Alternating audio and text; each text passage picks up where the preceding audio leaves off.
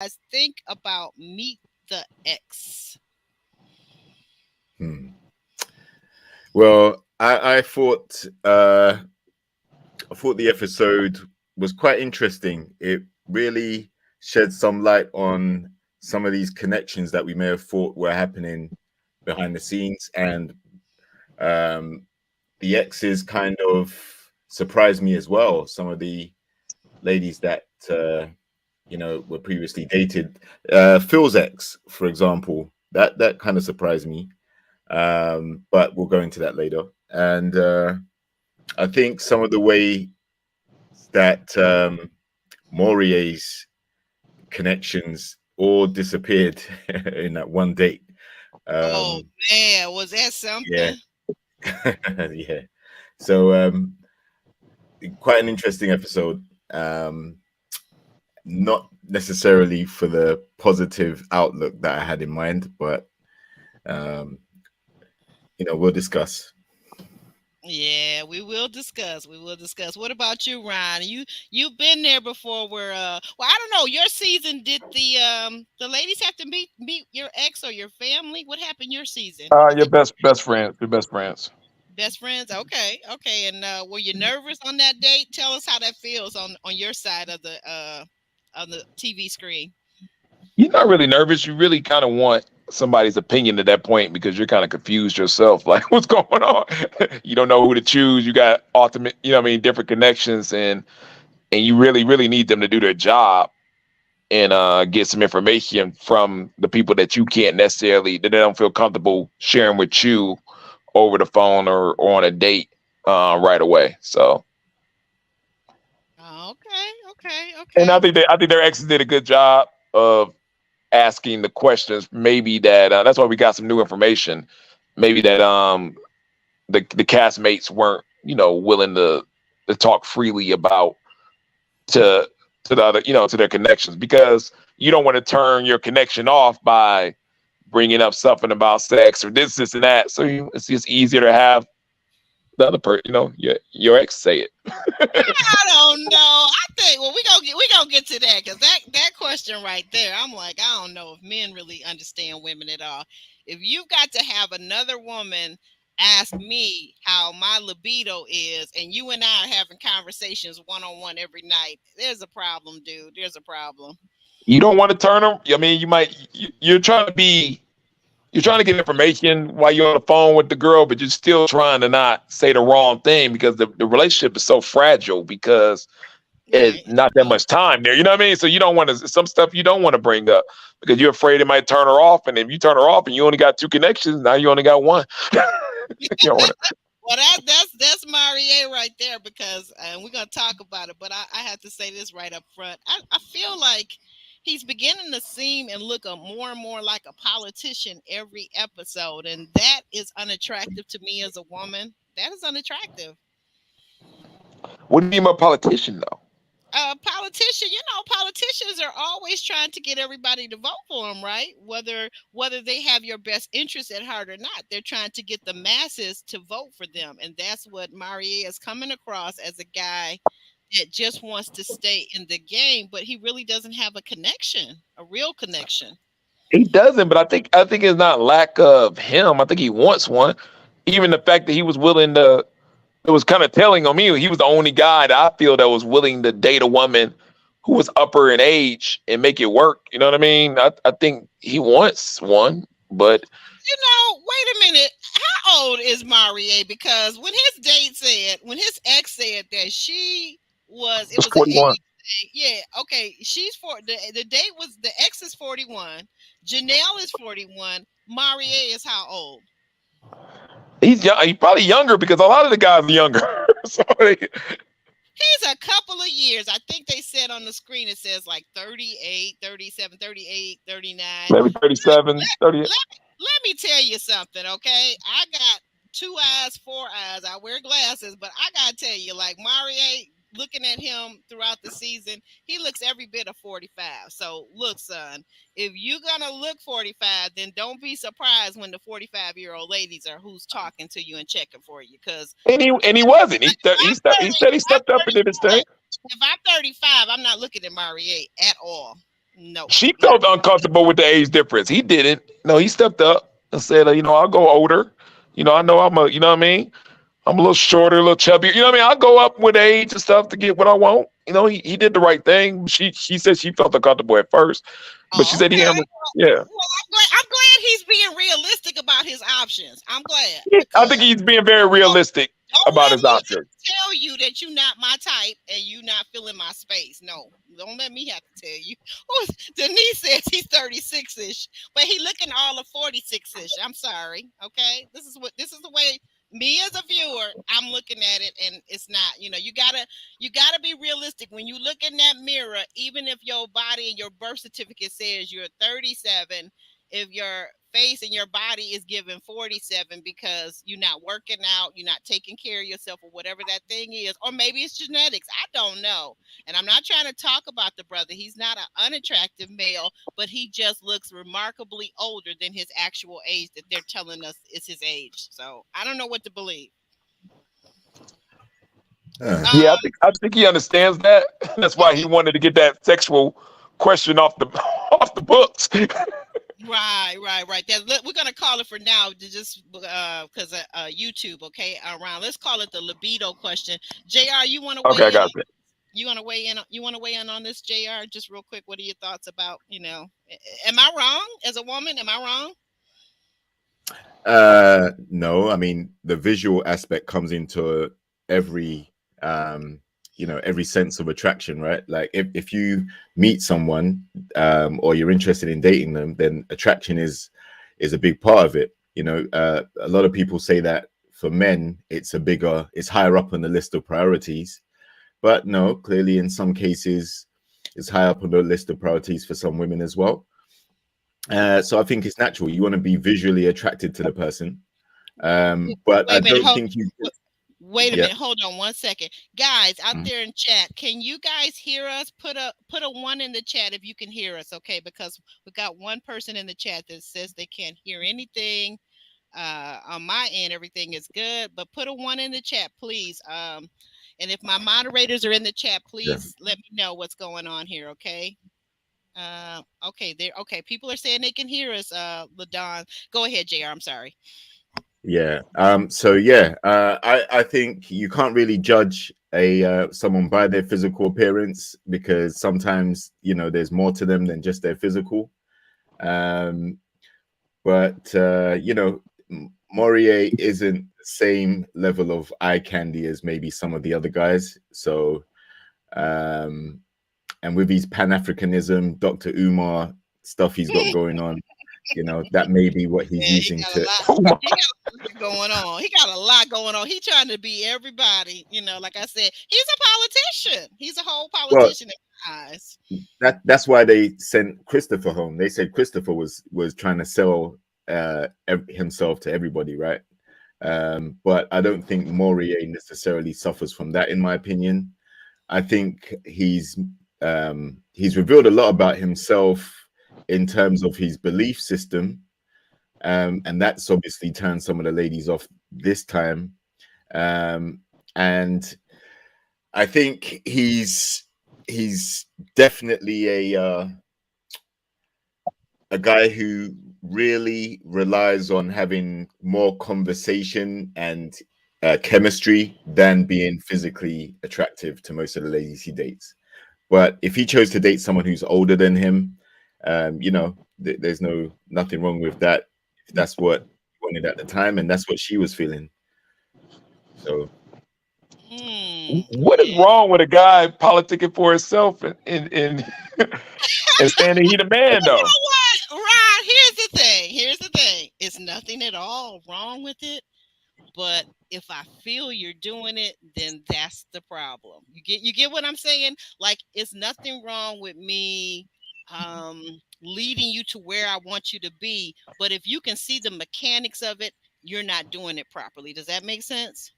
I guess you wanted to be more natural, confidence wise and stuff like that. But I mean, I like the old school confident guy who would just say, "Hey, I am him." He changed his name on the screen. I am Himothy. Call me Himothy. I am that guy. I am that guy. You know what I mean? And stand by it, and is going to politic for himself and be his own cheerleader. Because if he ain't going to do that, who else is who doing it for him?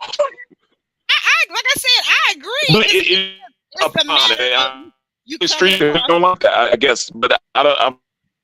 Mhm. Why can't a man just say, "Hey, I am him. I get up. I work hard every day. I am that guy." And that it is what it is. My Roro says she's zipping her lips about Marie's age. Yeah, because I'm not buying 36, 30. I'm not buying nothing in the 30. 30s and came and gone for Marie, okay? I'm sorry. I'm not buying it. Not buying it. There's certain tales that we all have as people, and very few people. Now, there are some ageless people that, honest to goodness, like, okay, and we know there's filters, but in real life and on the camera, it's very difficult nowadays with high definition cameras to hide your true age.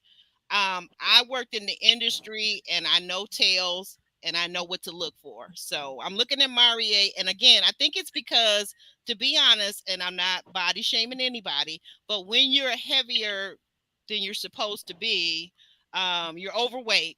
That right there gives you the automatic appearance of being older. That's one thing, Right, right? but yeah, that's true. Like the work you put into your health and fitness, or Hmm. your mobility when you're younger, definitely pays off when you get older. Yes, But that's another thing. it isn't like Morier is gonna get Botox or tummy tuck or anything like that. Just And go to the gym. Just eat better. Stay away from the fried foods, That camera does give you 15 though. It gives you free. It gives you 15. That's a real thing. You know mm, what? Wait a minute. His overalls, okay, Ron, let's be realistic. The other day when he wore those tight little itty bitty, tiny whiny overalls, you wearing two or three sizes smaller than what you need to have on. That's also hurting you, okay? Because it's like So I get it. it's like I can say it. Every castmate that I've met, every single one, I've seen the 15-pound difference from the camera to meeting them in person. And they even said it about me. So you know what I mean. yeah, yeah, So he yeah. might have a little less cushion. You know what I mean? He's still a big boy. He's still a big boy, but he might have a little less cushion than And what it's you're not seeing. to say that I don't like, because I've liked some big guys. I've liked some heavier guys. But then, it's also like probably like some men will say about a heavier woman. It's all about proportion, though, too. Any guy that looks like he's 6 or more months pregnant, that's a turnoff for me. I'm sorry. That's a turnoff. And that would be Marie.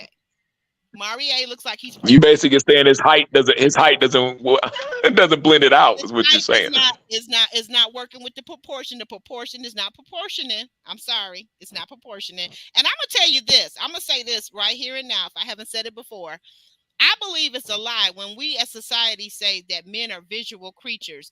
I think what society says, a lot of things are conditioning, and I'm very aware. I'm uber aware of conditioning in our society. So people saying that men are visual creatures or men are visual, I'm not saying that's not true. What I'm saying is we as a society are paternalistic and we focus on men. So here's what I'm seeing as a woman. Women have eyes too, and we do observe and we do want our men to be attractive and to take care of himself. Oh, big time. I'm very aware of pretty male privilege that I've Hmm. seen with some of my friends and stuff like that who have to do 3 times less work than I, I have to do when it comes to some of these women. Like that Chris fella, like Chris, like okay, Chris walking Yeah, to Chris, cool, but I'm talking about it's levels to that stuff, and it's I've levels to seen that. guys that literally they have Your to do boy, nothing. your boy Blake. I mean, my ex, No, Blake, yeah, Blake got pretty privileged. Yep, my ex. Blake got Listen, AJ at 6'7", 6'6". Yeah, don't have Ron, to do much. Ron, I met my ex in college, and I'm telling you something. There wasn't a place we couldn't go where the necks weren't snapping, men and women. He was just that fine. Like I always say, always talk about it. I always say this: he had movie star good looks. This man was 6'4", former Marine, built for whatever. He was built for it. Okay, he had that body, those shoulders, those arms, worked out, had the abs, everything, face, hair, everything was, hey, he was that fine.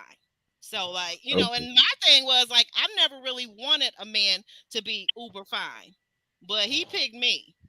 So hey. Yeah, you Okay, gotta know but what you're signing up for as a woman. You know, your man, your man look better than you. You might have a problem. You might not, but it's just one of those things.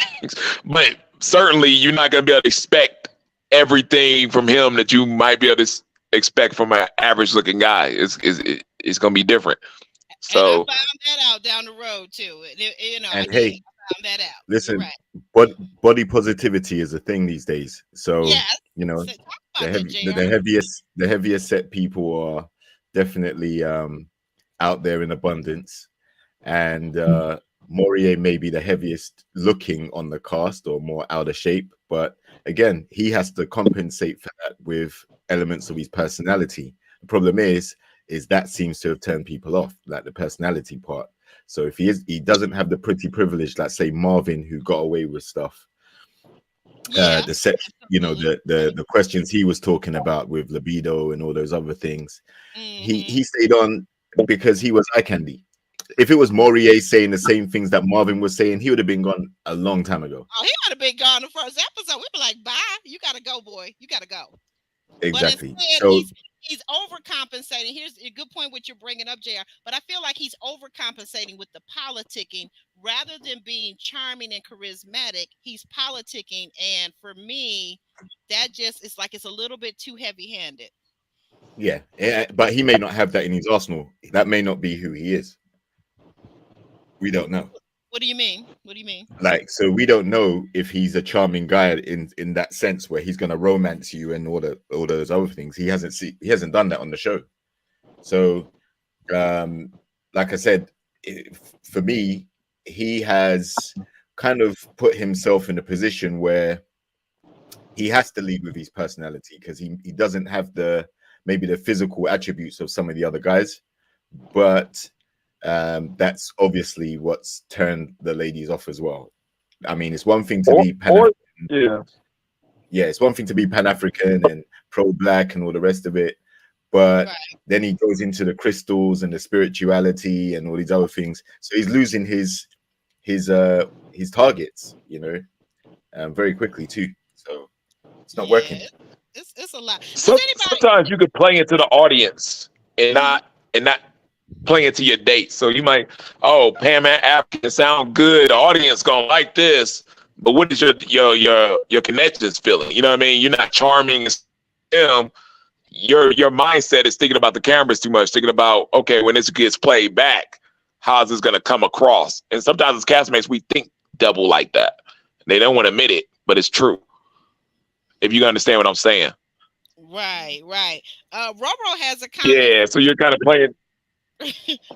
Roro for No, real go has go for it. Roro has a comment for you, Ron. She wants you to understand and say she feels that the camera does not give you a double chin nor a pot belly. No, I understand he's a big boy. I can say he would look a little slimmer in public, in person. I've bet if I seen him. I'd be like, oh, he ain't as big as he looked on TV. But yeah, still a big boy. Oh yeah, yeah. I get it. I get it. Like I said, I get But what that hey, dad don't say. don't they grow them big in Texas anyway? Oh yeah. You know what, Jr. You better stop. You better stop. But we're gonna go ahead and get started. It seems like we didn't already got started on Marie, but we open up. We're at the Gentleman's Lounge with the Fabulous Five. There's Quentin, Phil, Herbert, Marie, and OG Chris. Which I guess now I don't have to call him OG Chris because now he's just Chris since the other Chris has went home. Um, Mhm. they all look dapper. I really like Chris. He had on this nice looking light blue suit. I thought he looked really dapper. All the guys look good. Tom, Tommy was killing it. Tommy, yes. Let's talk about Tommy for a second. Tommy is my cup of tea because Tommy and I we in that age range like together, right? Tommy is my cup of tea. Tommy is not like fine, like fine, but fine like yeah. If he wasn't married, now I know he's got a wife, and I'm not trying to disrespect Miss Tommy. Okay, Miss Tommy, I'm not coming for your husband or nothing. I know you got everything covered with him, but your husband, I have to say, he is just looking. The last two seasons, I don't know between the health scare that we know he had about a year ago. Whatever he's changed in his diet, his skin is flawless. He's always dressed well. Tommy is looking good. Okay, like that's with a T on the end, like three T's. Tommy is Uncle Nephew Tommy is looking good. And that's probably goes back to what you were just saying. When you make a lifestyle change, you know, your skin starts to glow, you lose a Mm-hmm. few pounds, you start to fit into your clothes better, you Mm-hmm. know. So obviously with what Tommy went through, he's had to make that lifestyle change. He's always been a dapper dresser, like sharp in those suits and everything. But Yes. you know, he's Yes. a well-dressed guy and a well-spoken guy too. So Very much so. yeah. Yeah. Yeah. So right. So we're in the lounge and we're back in the lounge with the Fab Five, which of course Ron and I we really relate to that Fab Five being Michigan people, right? You know, Fab Five. So that's where that comes from. But Tommy says he's throwing a curveball to the men. The men will have to introduce their new ladies to their exes, and oh my goodness, all of a sudden, the men have got stomach aches, they got tummy aches. They're like, "Oh, nah, nah, we don't want to do that. We don't want to do that. We don't want to do that." And but we go ahead and we learn that they're going to do that. Do you guys think I got some questions for you guys at this point? Do you men think that having a woman having if this were happening in your life and a woman had to meet your ex, do you think that this would be helpful from your perspective to learn more about the woman that you know is a potential serious relationship? Maybe you're thinking about marriage. How do you think that really works out, guys? Why don't we start with JR? Huh. Because I'm curious how the guys would view this. Um, no, it could be a good thing and a bad thing. It depends really on the type of relationship you had with your ex, because you were at a different stage in life. You were probably, you know, you were younger back then. Hmm. Depending on how long ago it was, could have been a completely different person. In the sense that sometimes in relationships, people bring things out of you that others might not. So um, I know that people use it as a barometer or a gauge to see the type of person you dated before them. And I don't always think that's helpful because then you might start comparing yourself to that person or, you know, saying, oh, well, this is why you and them broke up. Oh, I can see that in him. So it can work both ways. Personally, you know, depending on which ex it was, I wouldn't necessarily have a problem. Um, but it's not something I would want to do, to be honest. Exes stay in the past. Um, you know, you can keep Are it you? cordial, keep it civil, but they Yeah. wouldn't impact my dating choices going forward. I wouldn't use them for that. Yeah, I was going to ask you. I mean, like, do you have a lot of exes that you're still really close to? You hang out together, you're close friends with. I'm not talking about just cordial, I'm talking about beyond cordial. No, nah. Now all my like the girls I've dated previously, um, like if I saw them, most of them, probably 99.9% of them, it would Hmm. just be a high and by or you know, just a not a head a nod of the head and keep it moving. But nah, there isn't like a yeah, let's hook up, let's chill together, let's you know go shopping together. You know, there isn't none of that. Yeah, yeah, we Just ain't doing cordial. all. If it ends on good vibes, then you know that's all I'm really looking for. You don't have to Oh, beef and argue and you know yeah, cuss each other out, curse each other and stuff.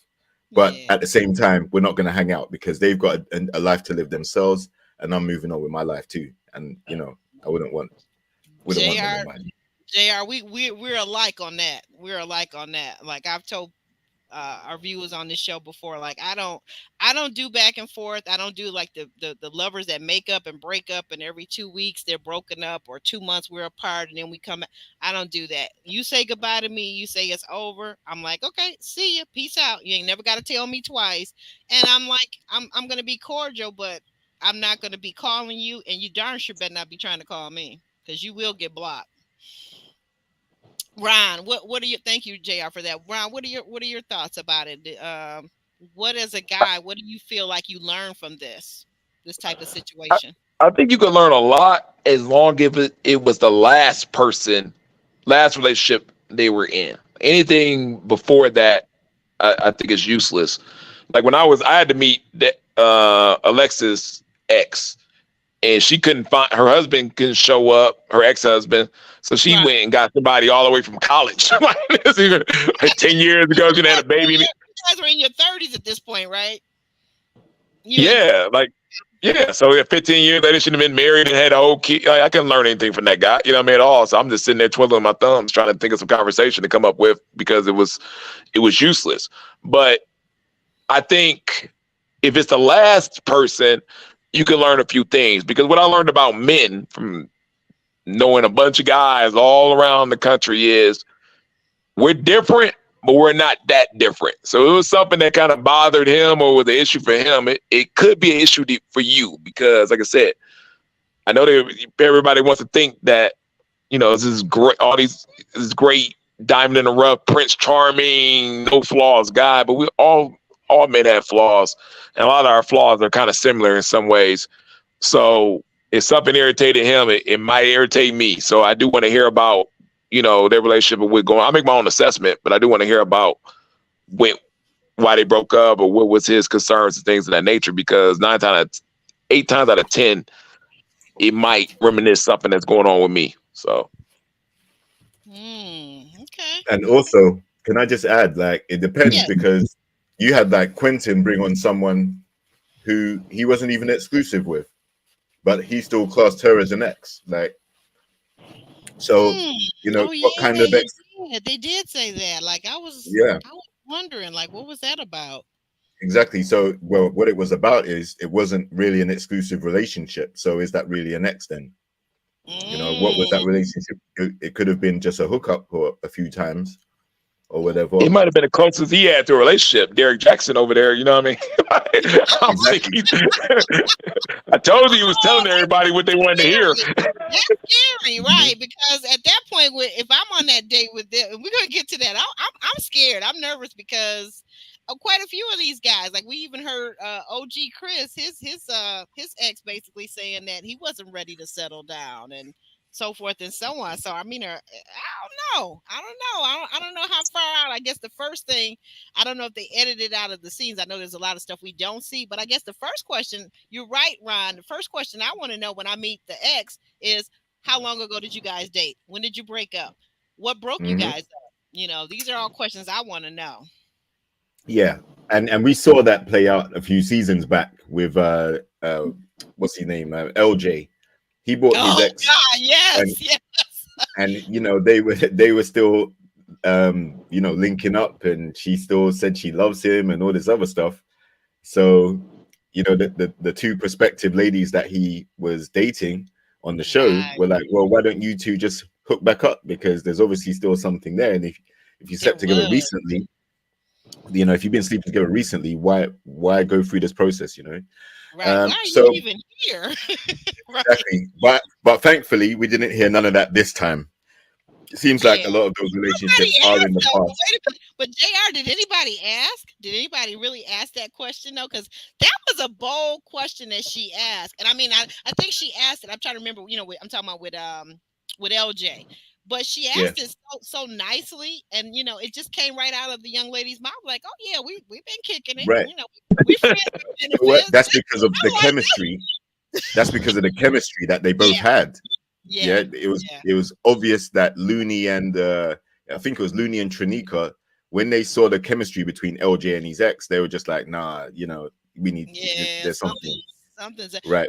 And speaking of chemistry, on these days, we're going to get to it. But on these days, was I the only one that felt like Q and his ex? There was like, he's still trying to flirt with her when he first was like setting up and strategizing with her before the ladies came in, and he was Yeah. asking her questions. I don't know if it's part of they Hmm. production tells him to say this stuff, but like she said, she like, nah, babe, there's no love here. Like we're not getting Yeah. into my personal business. We just gonna focus Uh-huh. on what I'm here for, is what I got out of that. Exactly. Exactly. Yeah. Yeah. Yeah. Because he was trying to like ask her what she's got going on now. Is she still single? and she said, "No, love don't live here anymore." Something to Yeah, that that's it. effect. Love don't live here. No, from a famous So song. mind your Yeah. business. Yeah. So Mm, yeah, but again, this is one of the things with Quentin in particular. Like he seemed to have a very cordial relationship with his ex. They seem like they're very cool. They still probably speak to each other, you know. But mm, it, you yeah. know, I don't think it's enough for him to have turned off Janelle or or Lee Jessica. because Wasn't it? You talking about Marie now or no? no, You Quentin talking still about Quentin? Q. When Quentin. Okay. Yeah. Okay. Q. Like so, yeah, it wasn't enough to turn any of those ladies off. They, they seemed to go with the date, and until Lee got upset, it was going quite smoothly. But you know, at the end of the day, it's going to be. I won't say it's going to. It could potentially be problematic because this is someone that he's dated before, who knows him well intimately, and these girls don't know him yet. They're trying to get to know him. So Right. Right. she Well, may I say don't something know. that What throws the him way under the he bus or walked reveals off. something We're still talking about Quentin, right? The way he walked off with his hand on on Janelle's Janelle. derriere, it Hmm. made me as a viewer think, mm, Right. mm, Okay. But mm. again, like you said before with Morier, right, and his age gap, there's an age gap between Quentin and Janelle. So, Hmm. is he lusting after the fact that she's older and she's a strong woman, and he What may want did to he try that. tell Jr.? What did Q tell Janelle? Just was it last week? What did he say to her? We're going to do what? Uh, what did he say? He said something We're to the gonna effect have of, we're you gonna have have sex. we're gonna have yeah, hot and heavy time. We kind of Oh, I'm changed the yeah, sorry, name. libido. That's exactly, okay. yeah, But we said he said we're gonna have hot and heavy time, but he said the sex word, right? yeah. He said Hmm. that to her. When a man says that to you, he's taking a lot of what's the word? He's taking a lot of liberty, right? He's taking a Right. lot of liberty. He said that, and then to this week when he walked off with her, the way his hand was parked on her derriere showed ownership. So now, as a woman, I already know what that means. I already know what that means. What that Okay, mean? What does that mean? it means they've either, if they haven't already been intimate, they've been very close to it. Because what he said was, "We're going to have hot and heavy time" last week, and then this week he walked off with his hand on her derriere, with showing ownership. Come on now, guys. You guys Well, have been it out could. I would say ownership. I would see, say you said sexual something. comfortness. I Sexual would what? just say, I Comfortness. would He's just say, comfortable in that space. Comfortability. Okay, comfortability. Yeah. Okay. I would just say he's comfortable with public displays of affection with her because That's not Lee even was, affection to me, but I don't know. I'm particular, but to me that's not even affection. You're not well, if affection someone, to me is if you kiss me on my cheek, you give me a hug. When you start putting your hands and touching my breast, touching my backside, reaching in between my leg, that's either ownership or you trying to control me. okay, cool. I don't see it like that. Like I Okay. didn't if see it. if I didn't see it like that either. no, Mm, I mean, okay. but maybe because we're guys, we see it different, right? Exactly. But I'm telling you, but let's go If, back to his words. He said last week they were going to be intimate. right, Why do you she could guys have. think why do you guys think he said that? I think he was shooting his shot to see how Yeah. far if he could get it, and how she would Right, react, and she didn't right. react in a way No, which And was letting hostile. her know that he's comfortable in that. Exactly. exactly. And Um. so then this week when he put his hand on her derriere, and once again, she didn't shoot him down. She walked right on away with him, like, oh, this is comfortable for me too, right? So Right. all of these things that men do, I'm just telling you, okay, you're right. You guys have the male perspective, which is exactly why you're here. But all of these things that men do, they do it for a reason. And as a woman, I'm telling you what I feel is a man, like you said, he does it because you said it, JR, shooting his shot. And it's also a way of seeing, like you said, if I'm comfortable enough with these touches, if I'm comfortable enough with him saying certain things to me, so, Right. I mean, like I'm already looking at it again. Maybe I could be wrong, and I'm not saying I'm absolutely right, but there are some spaces. If I was there in person and I'm seeing this for myself, I'm looking at it on TV. For me, it looks like they've already been intimate, or they're on their way to the bedroom. That's what it looks like to me, and I'm usually not wrong about these things. Okay, No, I get what but you're saying, Aubrey. And here's the cat in the room, and I hate to be the one to take it there, but the age difference and everything, he probably is looking like, "Well, I can get this. Why couldn't I get this?" Of You know what I course. mean? exactly. Like, his what I mean. Let's face. Let's tell the truth of the elephant in the room. His ex was fine, Yeah. and he would not commit to her. And he would not commit to Exactly. her. So if he's not committing to her, you think he Hmm. can commit to Janelle? Like, what's going on here? Well, You Derek know, Jackson is Derek Jacksoning. What the heck is going on? you know what, Ryan? You know what I saw in that scene? You know what I watched it over and over again. You know what I saw in that the last time I watched it, and you guys don't. This is gonna be unpopular opinion, so don't get angry with me. But this is just me in my mature age and plenty of dating behind me and marriage. Okay, what I saw in that room was you got the ex, you got Janelle, and you had what was it, Lee, right? I see in the ex, she's got the face, not saying they look exactly alike or they're twins, but she had the face of more of Janelle. She had the body more of Lee. So you're right. So he got all of what he wanted in the package of the ex, and he still didn't commit to her. So I'm thinking, yeah, it's a wrap for the two ladies. Like, I It's a mean, wrap. What Quentin is doing is doing this, and it happens. Like, I'm just gonna be honest with y'all. He is saying, "Hey, I am not ready to settle down. Janelle is the easier out. She's already willing to partner up, like she's doing with Jessica, things of that nature. She'll get me to the end, and I have an easy way out with her because I can always fall back on the fact that she's rushing to be in a marriage and have a kid, which people will understand that I'm not willing to do that because of my age difference and the age difference in general. So I have an easy out with her. I don't have an easy out with Lee if we made it to the end. So I can get all the way to the end, get my shine, leave this relationship in about 3 weeks after the reunion, and go get the woman I really want and be out of here. And that's basically what he's thinking. And she's cool enough to not have any hard feelings about it. See, I see it wow. differently. I think Okay, Lee's the easy out because Janelle's trying to put pressure on the guys to say, listen, I want to be engaged by the end of the year and I want to exactly. have a kid. So there's pressure there. So Quentin is kind of playing with her by going along with that if he knows that's what she wants and he doesn't want that.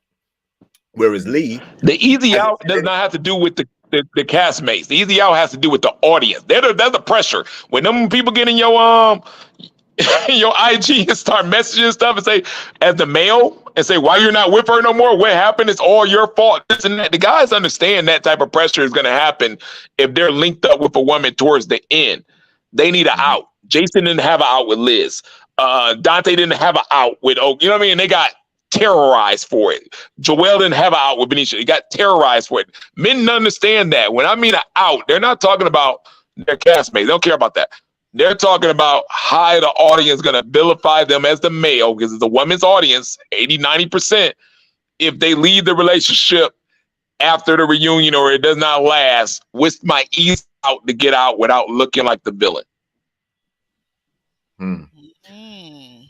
But isn't he going to look like the villain if he's kind of leading Janelle into believing that he's going to be down for what she's looking for, but ultimately he's not? Like he would rather not rush, rather not have a kid quickly. Like she's been adamant with Herbert and him about what she's looking for. So I think the attraction is there.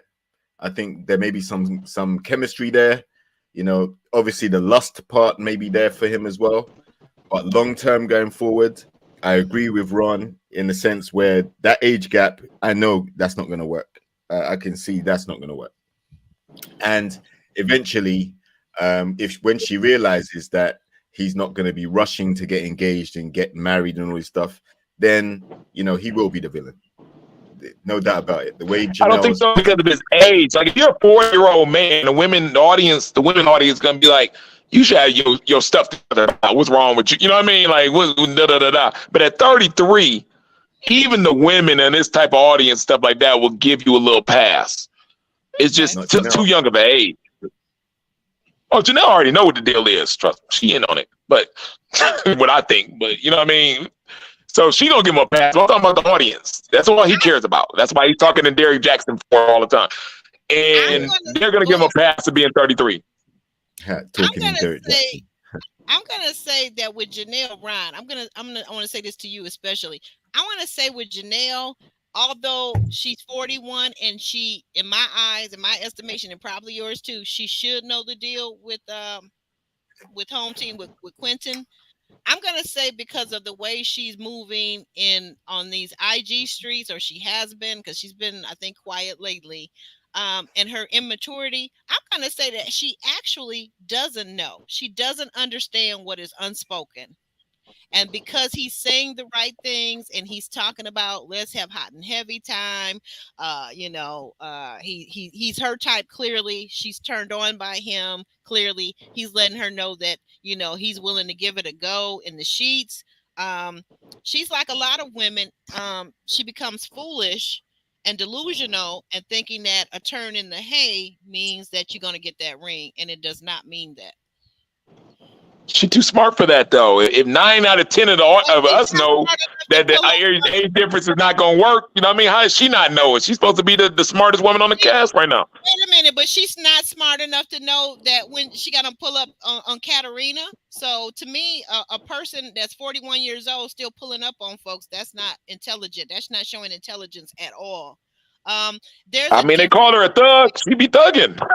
Right. But I'm just saying, like, what I'm trying to get you to understand and see is that, like, the difference between men and women. Women, a lot of times, we become emotional. We become emotional, and that thing, that savvy that we have in the boardroom does not always translate to the bedroom. It does not always translate to relationships. You see what I'm saying? So, like, she may be No, I good get with the on emotional things, but but she's gotten emotional about this. She's gotten into her feelings about Q. And then she's also, the other thing about her that I don't even think has anything to do with Q. I think it has a lot to do with who she is. She's a very jealous, competitive Hmm. woman. And Hmm. that's what's gonna never let her see her goals, because until she gets it through her head that the only competition is herself and getting Yep. better herself day by day, she's gonna always Hmm. be lost, in my opinion. That's just me. That's 100%. just me. JR, you 100%. I see what agree I'm with yeah. you. saying? And what I mean by smart, I mean by ready to love smart. She's playing the game Yeah, well. She's yeah, playing she's it where, as a Lee and a Sierra are like, I ain't really playing this game. I don't really care if I don't have a strong connection. I ain't really with this. She's with it. She's willing to play. She's a competitor. She's with it. She's gonna play. And some of the, you see some of the other girls, even with some of the other girls, the cheerleader girl, they're not willing to play it fully. They're not willing to put on any kind of act or something like that. They ain't feeling the guys that they can't fake it. Some people can't. Some people can. She's able to adapt, and that's what I meant by smart. I don't now okay. emotionally. I don't know Okay, anything about it. You're right. Women are emotional, and that could change everything. But some I women, meant from how she, yeah. and she's showing herself as being emotional and immature. I mean, like I said, I'm getting this from IG now. Not know what I see Hmm. on the show, but what she has shown us on IG. Like, when I see a 41-year-old woman moving like that, like, I'm like, yeah, you're very immature. Some people say high school. I say middle school. I'm sorry. Right. JR, Well, you in have any some, thoughts?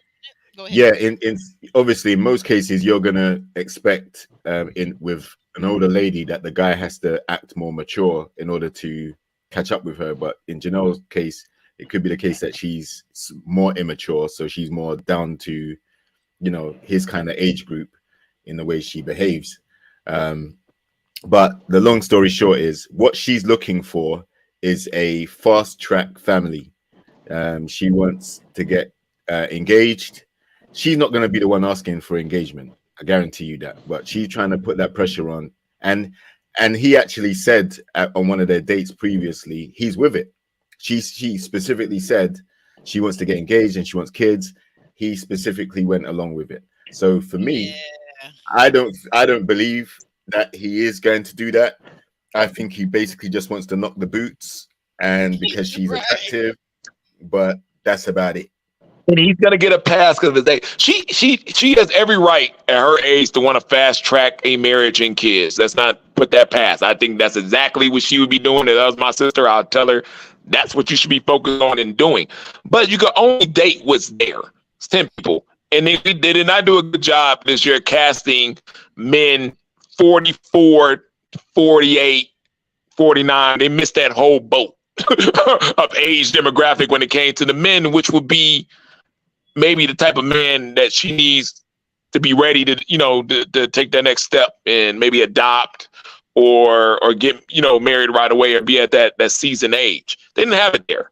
So from there, you just got to do what you got to do. I know we want to believe that you just pick 10 random people at the gas station and put them together and then they have to get together. But the fact of the matter is they missed I've been saying it from the beginning. They missed the age demographic when it came to picking the guys this year, where Janelle and some of the women that are 41, 42, 43, that's the age demographic they need to be dating if they're serious about marriage and getting it, getting to that next step and building. Yeah, I'm just laughing. Ellen over here talking about the Janelle is a Christian thug. I told her that's going on my gear, so don't get that to nobody else. That's an Aubrey original started right here. Just like peeing and eggs, right? But anyway, guys, Well, okay, so we moved through these cards. I gotta come back and I wanted to ask you guys your opinion on this. What did you guys think of Marie using his ex Jessica to plot his strategy and find out where the lady's libido was as compared to his? Because I'm assuming he's saying it's like it's so high. It's so high that he got to have some women, and theirs has got to be just as high as his. So, what did you guys? I know what I thought as a woman. I didn't think a whole lot of that, but what did you guys think of that strategy? mm,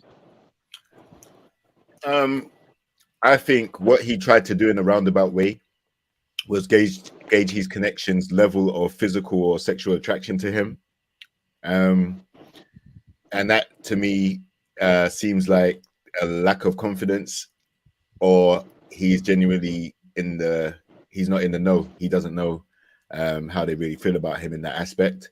If you gotta ask, you already know. But go ahead. Right. But it's a process of elimination. So, both ladies, they didn't want to answer that question. So they both let him know that, it's over. And coupled with the spirituality thing and the other things we spoke about, like that just ended those connections. So now he has to turn to what's her name? The fashion model.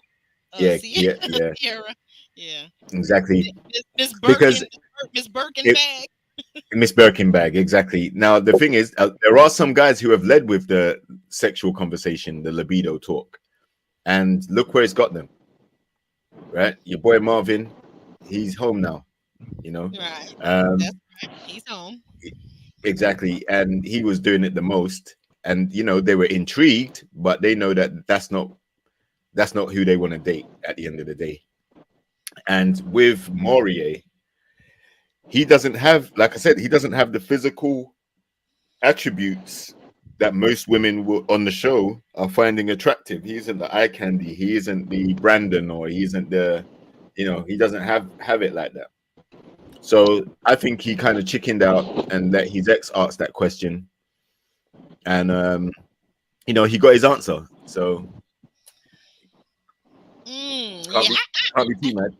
Is it just me, or as a woman, is it that I'm sensitive? And if I had to, let's say, ask my ex to fill out these other two men about, what their libido was like as it relates to me, I'm thinking that I'm missing a whole lot of cues along the way, because isn't a man and a woman, I mean, like, if you're into one another, one thing I got to give credit. Okay, I got to come back to Q for this. So at least Q, Quentin, he's verbally saying that he wants to have some type of intimate relationship with Janelle.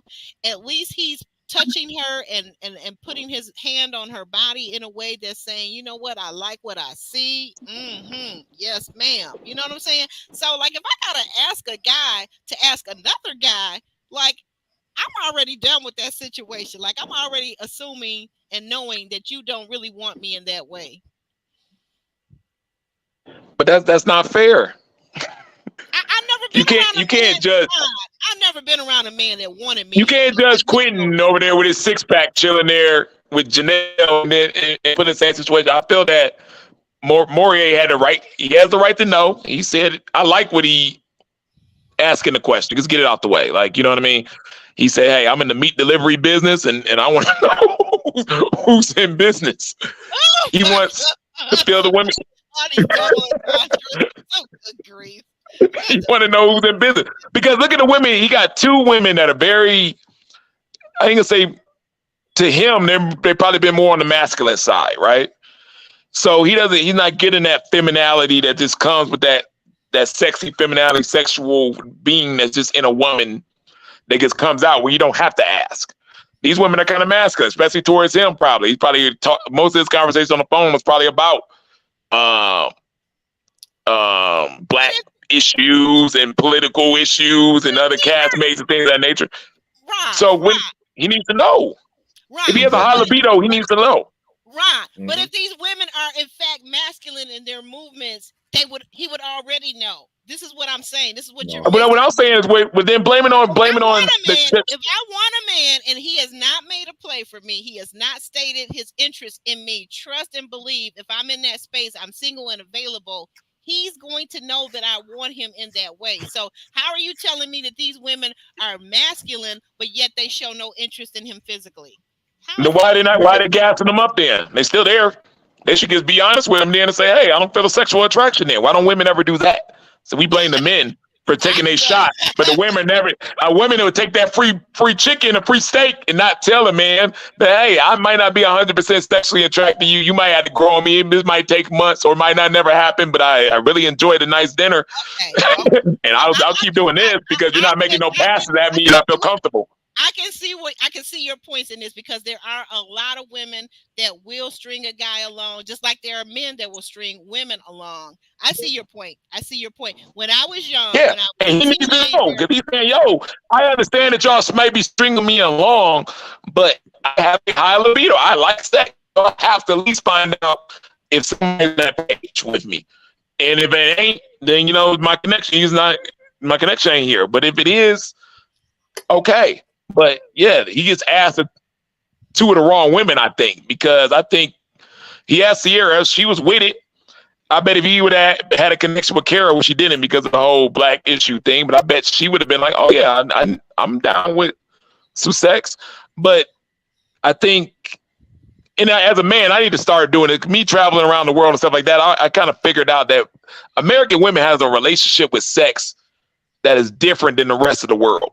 And I don't know if it's because of our media or how we were raised and things of that nature, but we're not as verbal as what you're trying to say, because I'm really trying to understand this, and we're gonna just try to use intimacy, like intimacy. Intimacy. I'm sorry.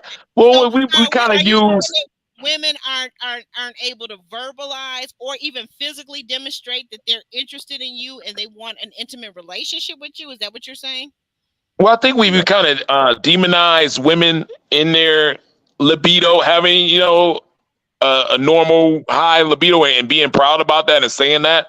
We've kind of put that tag on it through our country and the media and things of that nature. I think we've said that women's sexuality is better, worth more than the men. So women need to use that as a weapon, manipulation or whatever purpose to get what they want, not necessarily in enjoyment and understanding that once you make that transaction with a man, it's an even transaction. You guys are both need each other in order to finish the situation. And it's not as big of a deal as we put it as in other countries. They look at it as just, okay, we just had sex. No, what I mean? It's not that big of a deal. I think we put a lot of emotion, we put a lot of everything into it, and it's just a hot mess. And I think men, we get the mental brunt of it, right? And I think if a man has a high sexual drive and he don't want to play in these games anymore, he should do what Mario did and just ask, hey, what's going on here? Anybody willing to play this normal? And if not, they need to move on. But this whole women know that men want sex. They know that. So just playing that game of, nah, I'm going to hide it here. You have to wait here. I need this many dates here. I'm going to act like you don't want it. All this other stuff that's going around with it. It's just a mental game. It's mental illness to a man. Men need to stand up and say, illness. Oh Lord. It's mental illness. Yeah, it's manipulation. And they need to say, hey, no, if if you want to have sex Well, with let's have me, a go ahead. then it should be okay. If we grown, if we have a mental connection, emotional connection, and everything is as cool on that point, then the rest of the situation is just a physical transaction. And that's all it is. And to hold anything else over anybody's head before or after that is just not right. JR, Right. weigh in on this. What are your thoughts? Because I'm listening. I Well, see benefits to what Ron is saying. I think he's saying let's be adults about this whole thing, right? of course, because if you don't have a healthy relationship with that side of yourself and that aspect of your relationship, then you're not going to have a long lasting or good one, and you need to overcome whatever issue or hang up you have with that, because it's a healthy aspect of all relationships. That, there's a physical attraction and there's an intimacy level, and if the intimacy level isn't there or the physical attraction isn't there, then you're going to get insecure about yourself and maybe project those insecurities into your relationship. So his other connection, Sierra, she said she wants to try the vehicle before she purchases it. I think she said something along those lines, right? When she was Okay. asked about intimacy and all of that. So she's Right. more forward and open than Yes. Janelle and what's her name? Jessica. Jessica. Yeah, like both of them, they're just like, oh no, you know, maybe Morier doesn't have the keys to unlock the fires, but um, at the end of the day, He, um, he can definitely tell by the conversations that they've had up to this point where he stands with them. And I think this was just the clarification that he needed, that there's no intimate or set or there's no intimate attraction there. Right. Right. it was Right. clear on all three, even though I think him and Jessica actually it's not a bad match. But with Sierra, she was basically saying, "Yeah, I'll test drive the car." But then remember at the end, she said, "Oh, they're gonna put in a whole bunch more work." Which basically meant, "Yeah, you can get this, but you better buy that Chanel bag first."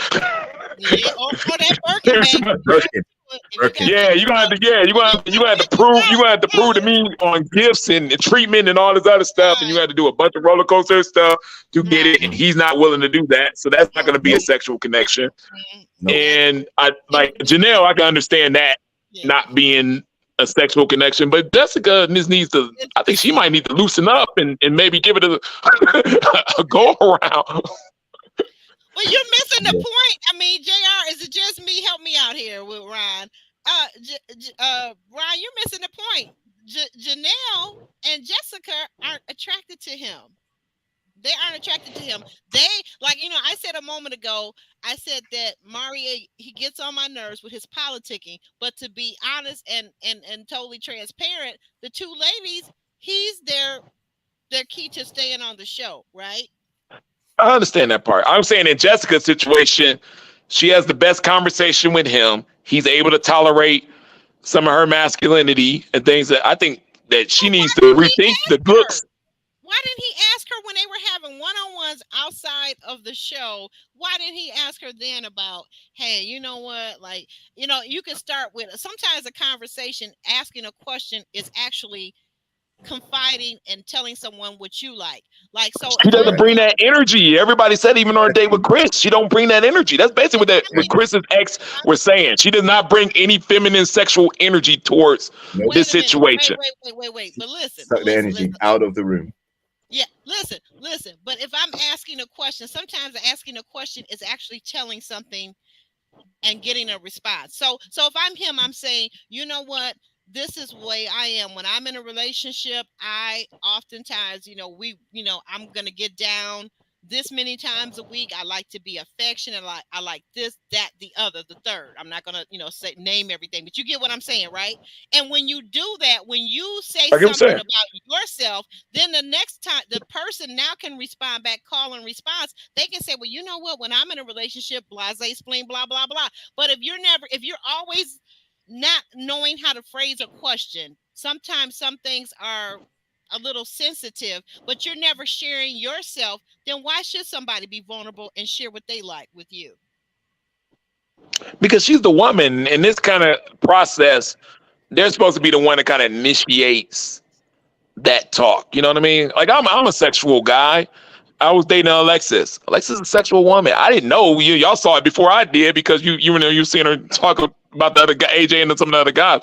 But when I Right. found out, I was like, okay. But she brought it towards me. I didn't feel comfortable bringing it towards a woman in this atmosphere, right? They're Right. saying And this, for maybe a her little more with chrysanthemum, but wife too, was it also the fact that she was yeah, had a little go to her. You know what I mean? Which is cool. right? Like I think a woman embracing her sexuality and knowing what she wants is 2020. You know what I mean? Come on now. Yeah. Like we should Well, be over all it's if that. I can say it, it's sexy. It's sexy for grown people to be grown people and be able to stand in that Yeah, I room. like a woman her sexuality and her femininity and stuff like that. I don't see it with Jessica, which is she's an attractive woman, is making her look less attractive on the show. And I think he was probably afraid to say anything on the phone because their conversations weren't going in that way. She hasn't kissed anyone. You know what I mean? She probably has not put her arm around a man and rubbed his neck or did anything of that. So where am I getting any kind of notion of where this could go sexually? Because a man has to be able to visualize it in his head in order to continue in a relationship with a female. I have to be able to visualize when and where and how we gonna be having sex somewhere in the future. Quentin already even visualized his with Janelle. He already know how this is gonna go down. Mari's trying to get to that point too. He's like, I deserve that too. Where is mine? My visualization, where is this gonna go? And they're not giving it to him. Nope, Mm. because the attraction isn't there.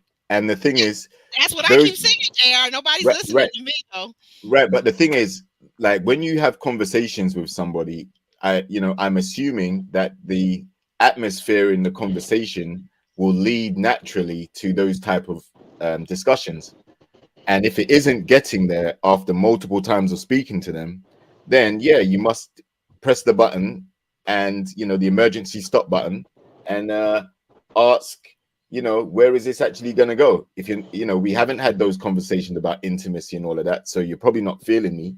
So, is it time to leave this competition and you can continue your journey with Chris and Herbert and Quentin. So I think Maury is the odd man out in the equation anyway. They're not feeling him. They weren't feeling the tarot cards. They're not feeling the libido Yeah, talk. that They're that not feeling thank anything about Maury like that. thank you. That's where I wanted to get to next. Is just real quick because we've done a great job of discussing this. I want to ask you guys. And I don't know. I know I'm a believer. I'm what people call a Christian. We actually call it believers, but I don't know where you guys are in your faith walk or your religion, or if you're metaphysical. But what was your reaction or your thoughts to the ladies' reaction? That was Janelle and Jessica's reaction to the tarot card that his ex-girlfriend brought out and wanted to do a reading of these ladies. What were your thoughts about that? Well, Uh, I I, I I can think see why it would be weird, right? yeah, But I can also see like his beliefs are okay. He just had to have that conversation, and I believe he's probably already had that conversation with the ladies. But on TV, this is a Christian show. This is Oprah. They're gonna play out the whole God role and stuff. You know what I mean? It's just one of those things on the show. I'm a big believer and stuff like that. I'm in Bible study. I like it, but they try to play it something different just on my season that I was not that. And like I'm dating Alexis, who's in church all the time, and we ain't had that conversation from day one. Where what our spirituality is and where we're going and stuff like that. So I believe those conversations are a lot easier to have than the sexual conversations. So I believe Moray has had those conversations with both of the ladies already. But yeah, you bringing tarot cards to me, somebody else's. I'd have looked at it like they did. Like, this is kind of weird. Like, what's going on? Yeah. You well, brought your own cards. Remind me guys to tell you when I was maybe 12 or whatever, and me and a girlfriend, we did that thing from the scene from The Exorcist, where we went in with the Ouija board. Remind me to tell you No. guys what happened with that. Okay, Mhm. not a good story, but Jr. What were your thoughts about? Thank you about that for that, Ron. Well, Jr. What were well, your thoughts? this isn't the first time we've seen tarot cards being introduced to the show, so I don't know Hmm. why they keep repeating that thing. Last season they did it in a cut scene. It wasn't shown on the TV, but it was on an exclusive. They had a tarot card Oh, reader come in to and read some of the couples and the participants, tell them what their future holds for them. And if you're steeped in Christianity, if your beliefs are steeped in Christianity, and you're going to find those things quite occult and something you want to distance yourself from. You're not going to believe in it. And ultimately, if you're looking for a guy like Janelle and Jessica claim to be, they want a guy who's in the faith that they're in, because they want him to kind of align and be equally yoked and all that other stuff. So Morier, um, him being into that, I don't think he shared that with the ladies, which is why they were so disappointed. And I think he even said in his confessional, he wishes he would have said it earlier, rather than wait till when he did. But ultimately, it would have come out anyway. So it's just something that's further going to turn them off of him. And everyone's entitled to believe what they want to believe. Maybe he had a negative experience. Maybe those spiritual crystals and things like that align with more of how he views the world or Well, whatever. he's a Pan Africanist, right? So like a Yeah, lot of them don't believe in white Jesus. You know what I mean? Like in their head, it's just exactly. it throws them off. Yeah, So I see his point. exactly. A lot of people don't believe in that stuff. Yeah, each to their own, but it's definitely not for him. And that's how him and his ex connected anyway. Like they said yeah, that he they did say connected that. through spirituality. Um, Which seemed like but they were yeah, on the same line. Did they say why they broke up? Anybody remember that? No, they did. uh, I didn't hear. Did you hear, Jr.? Why Because why he? he said a no, line that I kind of messed up. I kind of not that he kind of want that back, but it was yeah, kind of in lines of that. It sounded like if I remember right. Maybe he cheated on her. Who knows? We don't know. And that's what I say. Those are the questions that if I'm the ladies and I'm there, I'm gonna ask. How long did you guys date? How long were you together? How long ago how long ago did it end? And what ended it? Why did you guys break up? What was the reason? yeah. But You I know? mean, the problem with that though, Aubrey, is it Yes. was for the ex to kind of vet them. So Yes. But if you um, notice the really the smarter women, the strategic women, I'm not gonna say smarter, but the strategic women in all of these years and all these seasons that we've been watching, you're also able to get in questions. Nobody says you can't ask questions. no, that's true, but they're not interested. That's why they didn't ask any. They're not interested in Maria. Which goes back to what I said about the hot and heavy time and the intimacy. They don't want that Exactly. life. So that's why that conversation didn't take place either. They're not feeling the brother. They got other connections that are stronger, Right. and he's unfortunately he's at the position where he's disposable. Like Mm. Janelle's got two stronger connections. Jessica's got at least one. So they're not really checking for Maria Jessica, like that. So, but Jessica better watch it. And speaking of Jessica, okay, so we see OG Chris and his ex Valerie, they sit down until Aries and Jessica joined them. Now Chris says that Aries came in and she's charming and sweet, but he said that Jessica was loud. And then it yeah, kind of devolves from there because she wanted a hug from his ex. The ex was kind of like, and then he said like the whole mood in the room changed. What do you think? What do you think about that? What changed the mood? Was she really that loud? Because I rewatched it again, and I'm kind of like, well, no, she's kind of regular, so I don't know. Like if being African, if being Nigerian, if you got a different expectation, then maybe you should stay within your community because you're not yeah, gonna. but American women are not socialized like Nigerian women, nor do we want to be. Okay, all right. yeah, that's true. But his ex isn't African. His ex is No, no, African she American. isn't, Yeah. but she was very sweet and demure. No, you're right. You're Exactly, right. She was exactly. not, So but you trying to compare apples and oranges, and I'm just saying, like, I don't get it.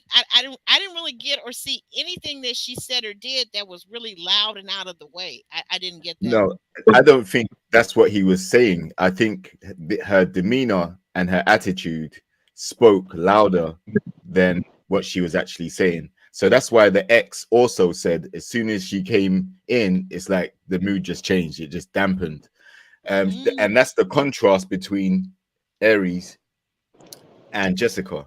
Aries, bubbly, lively, smiling, mm-hmm. seems, Okay. whereas Jessica's the opposite. She kind of dampened the mood. I think that's what they were both trying to say. Oh And wow. I think that goes back to the whole masculinity thing and the whole thing about him wanting her to speak to him differently than she speaks to her employees.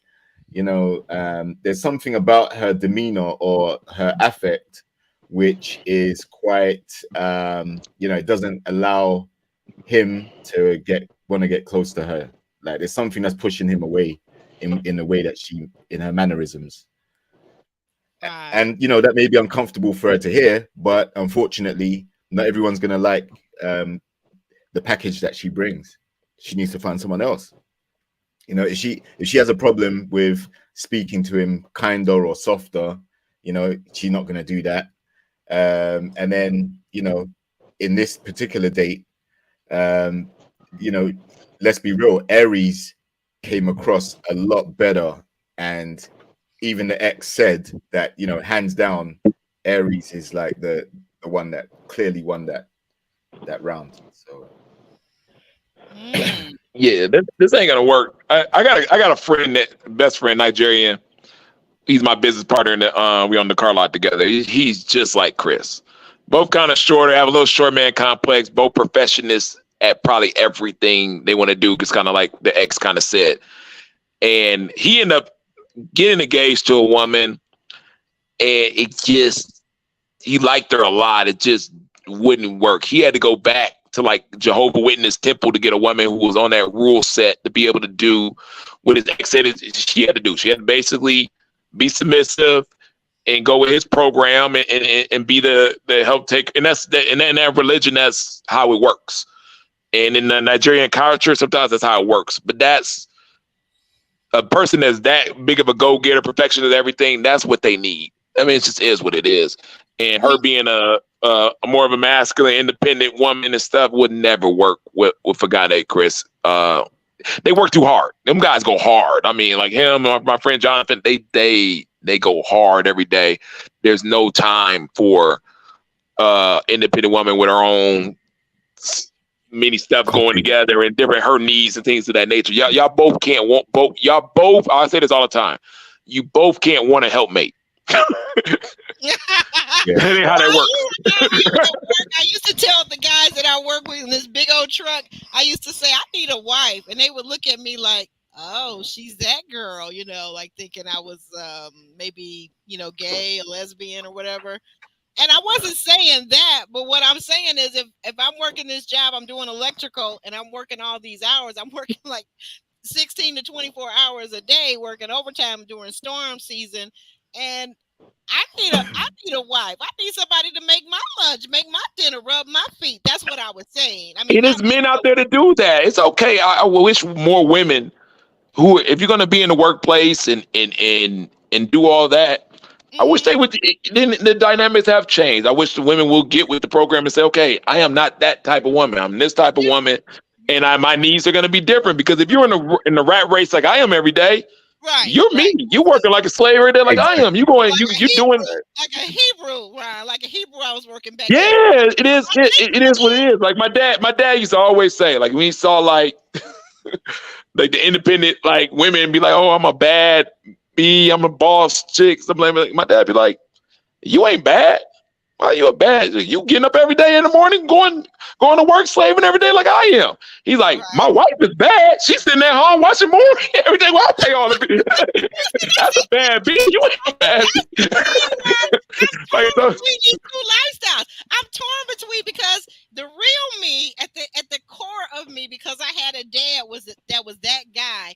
I want a man. He's got to have leadership. He's got to have these things. So I don't know if that doesn't usually go together. You don't find a man that's all that and then he's rubbing your feet too. So I don't know. That's the modern dilemma of dating. That's the modern dilemma, right? It's the modern dilemma of dating, and women and men need to get it together on the new. If we're gonna make a new rules regulation on these roles, then we need to Oh, get together and get these things solid because it got to be roles. And like I said, it's not fair to tell a man, oh, you know, in a marriage, you got to do, you know, you can't get sex whenever you want to and stuff, but oh, you're not a man if you're not paying 100% of the mortgage, or you can't, you know what I mean? Some of these things don't even make no sense, like right, within the right. fairness of the situation. And if you're gonna be with a man like Chris, who's gonna be go getter every day, this and that, trying to be perfection at everything he is, you trying to get your in the, you know what I mean? It's gonna be some stuff missing there. You're gonna have to be the type of woman to say, okay, I like the way he's going. I'm gonna roll with it. And his wife, Jonathan, my friend, is just like Chris. He's married, and his wife goes with everything. That you have to be a submissive woman by nature. And what helps you along with that is if your religion is with that, if your culture is Yeah. with that. It helps a lot. In Yeah. America, we don't have a lot of strong religion anymore, or Right. strong culture, or even strong family values that grew up in that way. We far So away it's from Right. tough. each other as a people. I, I agree with you. As a black people, you were going to say, Jr. I was gonna say it's picking and choosing, because in one instance Yep. Jessica was with Morier saying, certain things don't align with her belief system and this, that, Hmm. the other. But the way she actually uh presents herself to Chris, it's as if she's not down with the traditional element of the relationship either. And Yeah. like I said, if you look at Aries and you look at Jessica on that date, like Hmm. if you think Jessica is a better match for Chris than Aries is, like personality wise, then you're not watching the right, you're not Said it watching in the chemistry. right. No guy, well, I won't say no guy, hardly any guys who get Hmm. up and work every day, and we don't want to come home to us. We don't want to come home to someone who's exactly like us. Yeah, you worked every day hard, and you got your gripes and everything, and like just like we do, you're doing the same shift, you're doing the same work patterns, you come home, you got the same demeanor, the same mindset, the same tone. Right. No, you're Right. not one of the boys. You're actually meant to be the softer side, the lady in the equation. So that whole femininity and that dynamic is really attractive to a lot of guys in if you're working a full There. career There. like that. You're right. But JR and Ryan said it, and JR, you saying it too. There's a cost to being a boss, though, and it seems to me like a lot of times in this modern dating world that we're in now, men want to say they want the submissive traditional woman, but they don't want to do the things necessary that keeps us soft, that helps us to relax and be vulnerable and be soft and be in our femininity. But Of for course. me myself, I'm gonna stay either by myself or only with a man that allows me to have that feminine side, because once he's brushing up against me and he's all brusque and harsh and he's not helping support me, then I see that that's not the person for me. Because, and I want to just say this, what did you guys think about getting back to Chris? So Chris is wanting all these different things. It was sounding to me like it was a whole dang on job being his woman. And then all that said, the young lady was all soft and demure that he brought on. She was beautiful, everything. I liked everything that I could see about her in that moment. But he didn't even want to settle in with her. So what's the point of me doing all this? And Right. what do I get Yeah. out of it? I don't get And this nothing is out this of is what this is what I was saying before. Like, there's a downside to meeting the exes, because she had what he claims to be looking for now, but at that time he probably wasn't ready for it. And just like you said, it. And that's not even like his child's the mother. So I'm kind of right, counting the right, women here. You got all these good women, but you ain't interested in marrying none of them. Now my thought process is a little different because I tend to be very logical in how I right, accept information. So okay. right, but that was one woman, so we don't know if the others were like that. But the thing is, you're right. I did pick up that he had a lot of the stuff he claims to be looking for in Jessica, he had that in his ex, and it didn't work. So something obviously went wrong there, right? Yeah. But Well, let's be real. Us guys, men out here, we get a lot of attacks on our masculinity as well from women. If we have too much ego, if we are too steadfast in what we believe in, then it's a problem, because you don't want us to be so rigid. You don't want us to be so masculine. You don't want us to overpower you and dominate the relationship, dominate the conversation. It's intimidating for some of you. But the problem is in the faith that Jessica says she believes in, and that she was saying to Morier she believes in. The faith actually says that she's supposed to be a helpmate. So, she's picking and choosing. And there's nothing wrong with that. You're trying to customize it to work around what you believe and how you want to act in a relationship sense. But ultimately, she's too hard for what Chris is looking for. Like, she's a boss lady, or fair play to her, all the power to her for building her coffee business and all that stuff. It must have been very difficult. It's probably a competitive market. But definitely. if you can't switch that off when you come home to your partner, if you can't be the girlfriend in the situation, then you're going to struggle to find a relationship. You can have the career, but you can't have your career mindset with someone like Chris, who's looking for a more demure lady. Mm, And wow. Chris, let's face it, in his culture, most of those Nigerian guys on that level, stuff like that, they end up marrying a Nigerian. Well, it's just easier. It is what it is. And that's probably why the other girl had all the attributes and was trying her hardest and stuff like that and never got the ring, because it's almost programmed in these guys culture wise sometimes to say, hey, it's just easier to just grab somebody from the culture.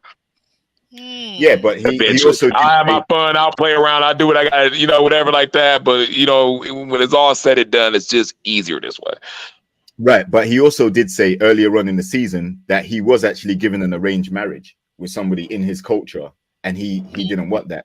He wanted to He choose wasn't his ready own yet. path. That most of the Nigerian guys I know, they get a even with the family, they'll get a Right, 10 to 12 year span to go play. But they right. all end up going back to marry somebody from the culture, if in love or not, because it's just easier. They have a different culture than we have as Black Americans sometimes, and it's just easier for them to go back when they're done, said and did all that. Because like even with the religion thing, most of them will go 10, 12 years without doing any religion, and then they go back to, if they're Jehovah Witness, they'll go back to strong Jehovah Witness. They're 40 or strong Christian, whatever that is that their family values in, because it's just easier, it's in them already. I got to go back to that. I know it. I have to sooner or later. Yeah, I'm having fun yeah, now, but I got to go back. And that's yeah. that's kind of how the thinking is. And like I said, I know a lot of Nigerian friends down in Houston is the biggest population in the country, and it's just kind of what it is.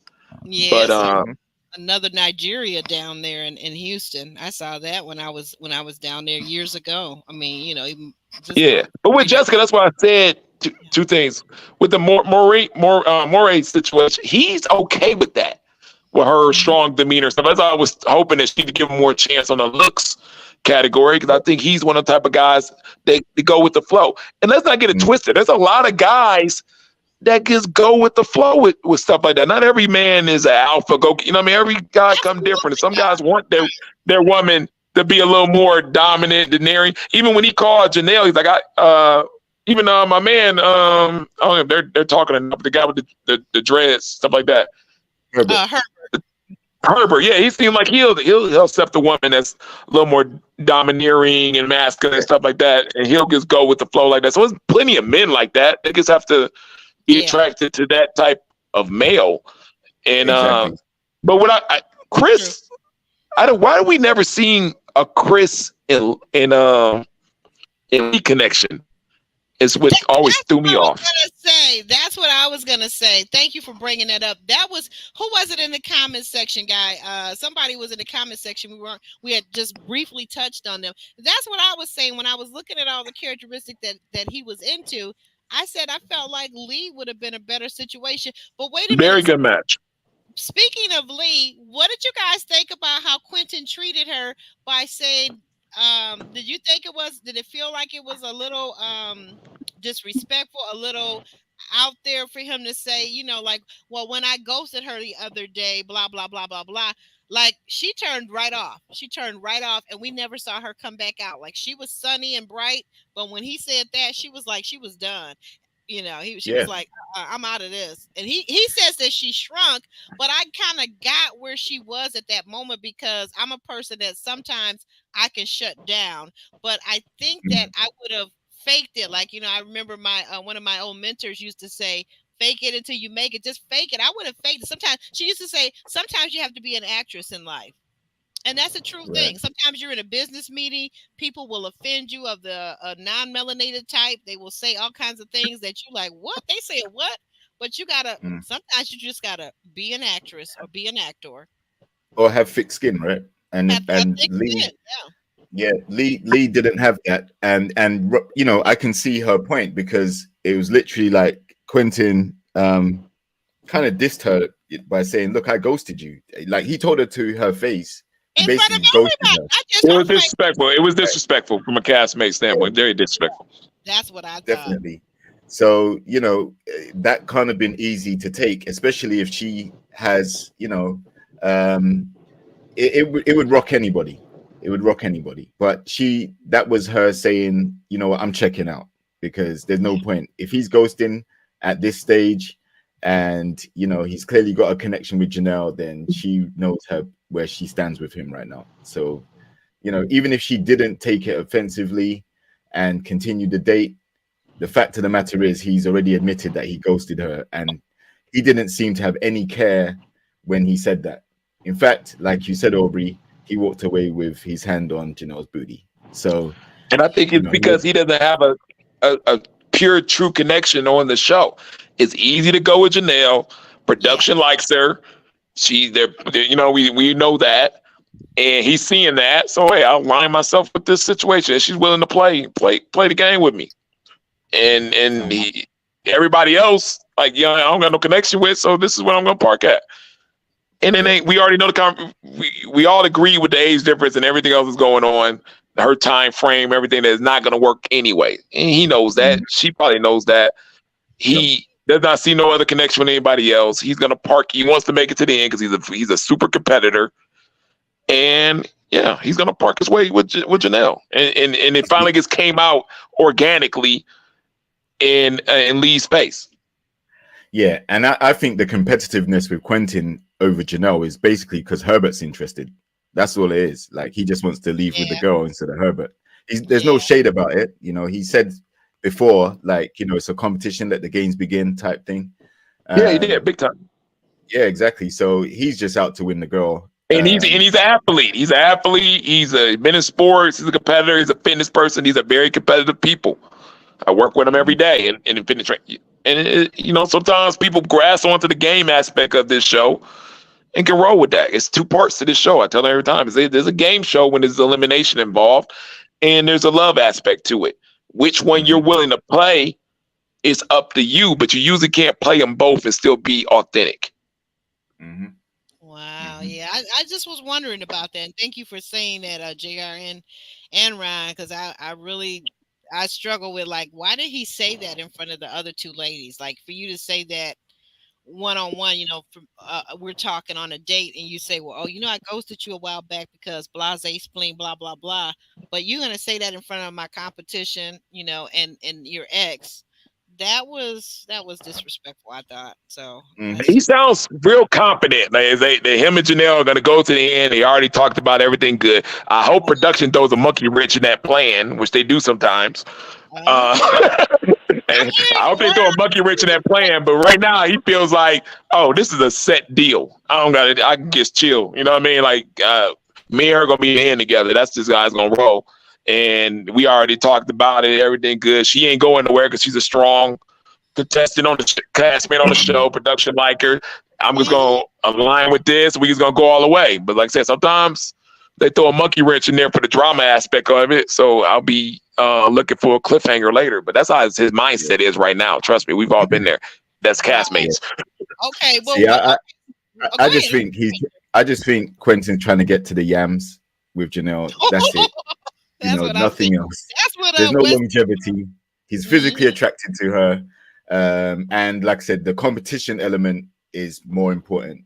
Like he knows Herbert and her had a good connection. You remember he was loitering around trying to, eavesdrop, trying to block their connection when they were laying out in the garden or whatever. And he's got that eye of the tiger now. He's like, "Raw, I'm gonna get this girl from Herbert." No shade. You can both try, but I know I'm gonna get this. I'm gonna see those yams, and then I'm gonna leave. You know, the age gap is gonna play a part, and her rush to do what she wants to do is gonna play a part as well. At 33, he's not in the same stage of life that Janelle is, No, so not I don't at see it all. working. Now, what did you guys think about when Janelle was telling on the date with Herbert when she got to meet Herbert's ex? And she was telling all of a sudden she was just mapping it all out. Well, I need to be engaged by the end of this year. And yeah, Yep. I think we're gonna adopt some kids and da da da da da da da. And she was just on a roll. I was like, lady, slow down. What did you Hmm. guys feel about that? Because I was like, you're saying too much. Even if I think that and if I feel that way, I'm not telling him all of that right now. No, I I feel, think yeah. Go ahead, Ron. You go. I feel that. I mean, let's be honest, ladies. She gonna expect something different out of Herbert than she's gonna expect out of Quentin. And with Herbert, she's gonna want to hear security. She's gonna want to hear ready to have a family. She's gonna hear marriage soon because he's older. Hmm. And with Quentin, she's gonna want to. You know what I mean? She might not be throwing all that out there like that for him. Gets like with Morier, and let's say Morier and Sierra. You better start talking about some money and spending and gifts and that you cool and stuff like that. Where if it was another guy who was kind of had some clout in her industry and it was very good looking, kind of like that 6'4" guy you was talking about, Aubrey later, that she wouldn't be asking for all that. Probably, Nope. you know what I mean. So women want different things from different guys, and it a Hmm. lot of times depends on those guys' age and their looks and everything else there. So with Hmm. him, yeah, she wants. Yeah, if you want me, Herbert, you want to come with it You on better this put type a of ring stuff. on this year. Exactly. You better put a ring on this finger Yeah. this Now, Quentin, if you want these yams, you might not have to do all that. We can chill. You know what I mean? Exactly. Take me to a decent dinner, something a little bit over Outback, and you can and we cool. Herbert, you might have to Yeah. do a little more. Thanks. You Hmm. tell it You to got to put Willie a Graham. ring on it. You got to set a date. You got to cut all the pressure. I ain't putting no pressure on nothing. You got to do all the pressure, all the work. I'm Sure. just chilling. And you might get a grilled cheese sandwich. Maybe I might make one. Maybe. Yeah. People can say what they want about you, but you bring the cold, hard facts to dating. I'm sorry. I Mhm. stand by it. I said it. I said it. You bring the cold, hard facts, and the ladies better get in line because he's telling you what men really think. And that's the difference between Ron and Amari, for example, that's out there politicking, saying Mm. what you want to hear rather than what the truth of the matter is. Well, some JR, people want the truth and they can't handle the truth, right? that's it. A So, lot of them can on this show. We've seen that time after time after mhm, time. exactly. But yeah, Ron's right. One guy's gonna have to jump through hoops and cartwheel and backflip and somersault and jazz hands at the end, while the other guy He's is got just to be gonna a get whole gymnast. the taste of stuff, He's got to be a whole gymnast and everything. exactly. Um, but yeah, like it's interesting because obviously in Janelle's the way she articulated what she wants with Herbert. Herbert now is definitely saying, wait a minute, we didn't discuss adopting. We didn't. Now I want my own kids. You know, you're talking about all these different things. We're not aligned on certain things. And so, in his confessional, he was basically putting the brakes on and saying, whoa, nah, you're going too far. Like we need to date first. We need to see a lot of things, how it works after the show. We're not gonna just plan everything out now. And it's not gonna go like that. So they still have some talking to do. I feel like their connection No more has, talking. yeah, their connection has definitely waned from where it was. There's no So way that guy is about to adopt the child with you. No, it's not happening. It's not happening. It's not happening. He said his swimmers are gonna see. They're gonna find the seeds that they need, and they're gonna reproduce. He said that. He said, "I still got swimmers." Yeah, Janelle exactly. got to be okay with saying, "Hey, I could do one and done, and I got to move quickly." And I tell Yep. this to any of the women that's in the foyer, like, you know what I mean? Liz on her season, she want a kid. Hey, get a one and done somewhere. I'm with that. Right. Understand your age, understand what's going on, understand your plan. I don't like women in delusional la la land. I like them Mhm. understanding, okay, this is what's going on. I need to find a man who is stable, who is Mhm. good, who wants a kid. That's, you Right. know what I mean? It's gonna be there, a good father first, and I'll worry about all the aesthetics and all that stuff later and stuff. And let's go, let's get this kid out while I still can. And I might just have to be one and done with it. If that's what you really want in life, it's your life. If you It's really your want to be a life. mother, and Yeah. you want your kid to look like you and stuff like that, I'm all for. And you waited a little late in the game, Right. I'm all Right. for you trying to correct that by trying to have a kid 41, 42, 43, but you got to be on it. It has to be number one priority. It can't be number priority now. It can't be corporate America and boss chick. Now your number one priority is meeting someone Respect. and popping a kid out. And you might get to be Respect. one and be a one and done thing. And if you want to after that, that's fine. But if that's something you really want, there's no shame, ladies, in saying, I'm getting close to that age. I need to make some moves. Right. Yeah, Right. that's true. But also, we don't want to have a baby mama, baby daddy situation, right? Like, No, no, if no, you're no. gonna That's have what I'm saying. kids, You need to start. What you're looking for in a man now should change. Then you should be looking for a Right. man who's ready to be a father, who is a good father, a father who's stable and can support a kid, instead of looking for right, a guy in the Jordans or who got the nicest Armani suit or who's 6'4", Right. who's this and that, or who's money. No, Not you telling. gotta say, hey, my priority right now is to have a kid because that's right, what I dreamed of my whole life, and it's getting into an opportunity where I might not be able to do that. So therefore, right. Well, I can make money. I can make money later. I could be the boss chick later. I can do all this stuff down the line. Let me Right. take care of this dream of my life before it's too late.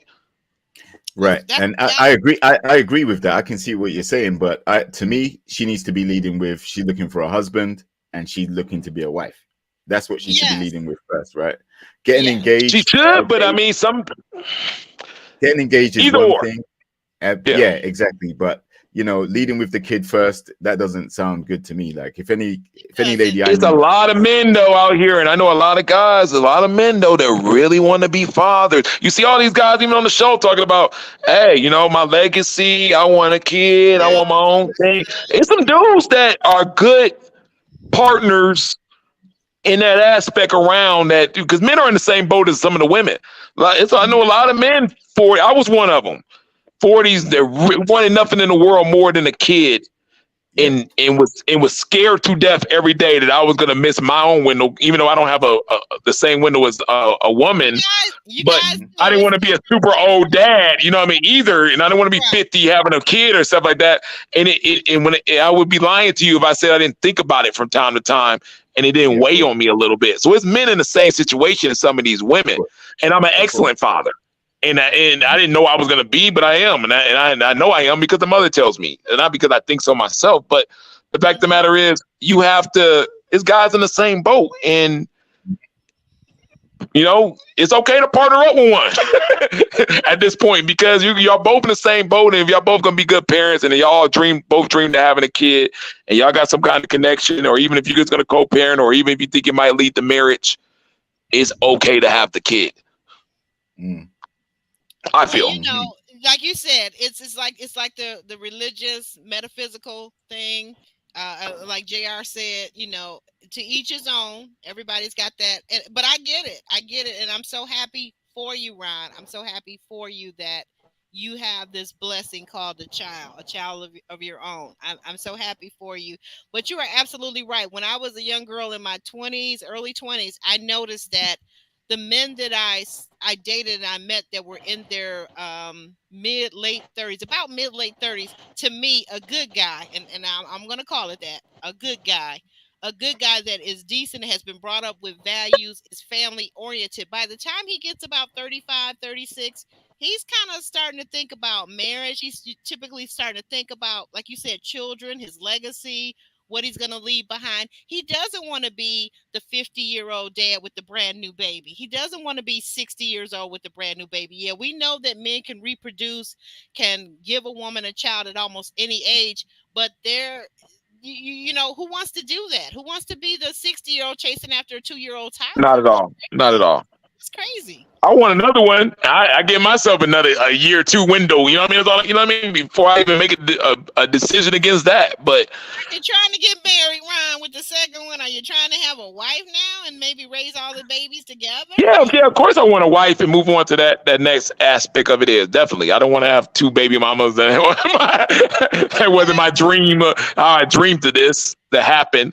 But What the wealthy lady that we was talking about a couple of months ago? What the wealthy lady saying about that? Is she cool with that? You guys getting married and all of that kind of stuff? we're having a few issues right now with with some mental situations. Okay, I'm gonna move on. Uh, Move on. I want to. I want you to say there. we're working on it. I mean, I'm trying to be a man about it, but yeah, we have some personal stuff that's Yeah. going on, and I'm just trying to be a man about it and do it. But she, I don't think she is at the age or something to have. You know, she definitely wants marriage. I'm not sure. Not You know sure what I about mean? Get her the wanting kids. kid. You know what I mean? Because you know, women sometimes, if their kid is a little older and they're at a certain age, Oh yeah. yeah, Don't they want might to not start want to all push. over again. Yeah. But I'm okay. I'm like I said, I'm okay with being a girl dad. I love it, and that just being my legacy. It's just a want now. But having a one kid was not a want for me. It was a need, a necessity. It was it had to happen. I don't care. Like you know what I mean? It's one of those things. And if some women that's why my whole point was, if some women feel that way, be honest about that feeling, and really focus on maybe doing something about it. Because I mean, my kid gives me so much substance in life I didn't have before. You know what I mean? It was a super blessing, and I needed that.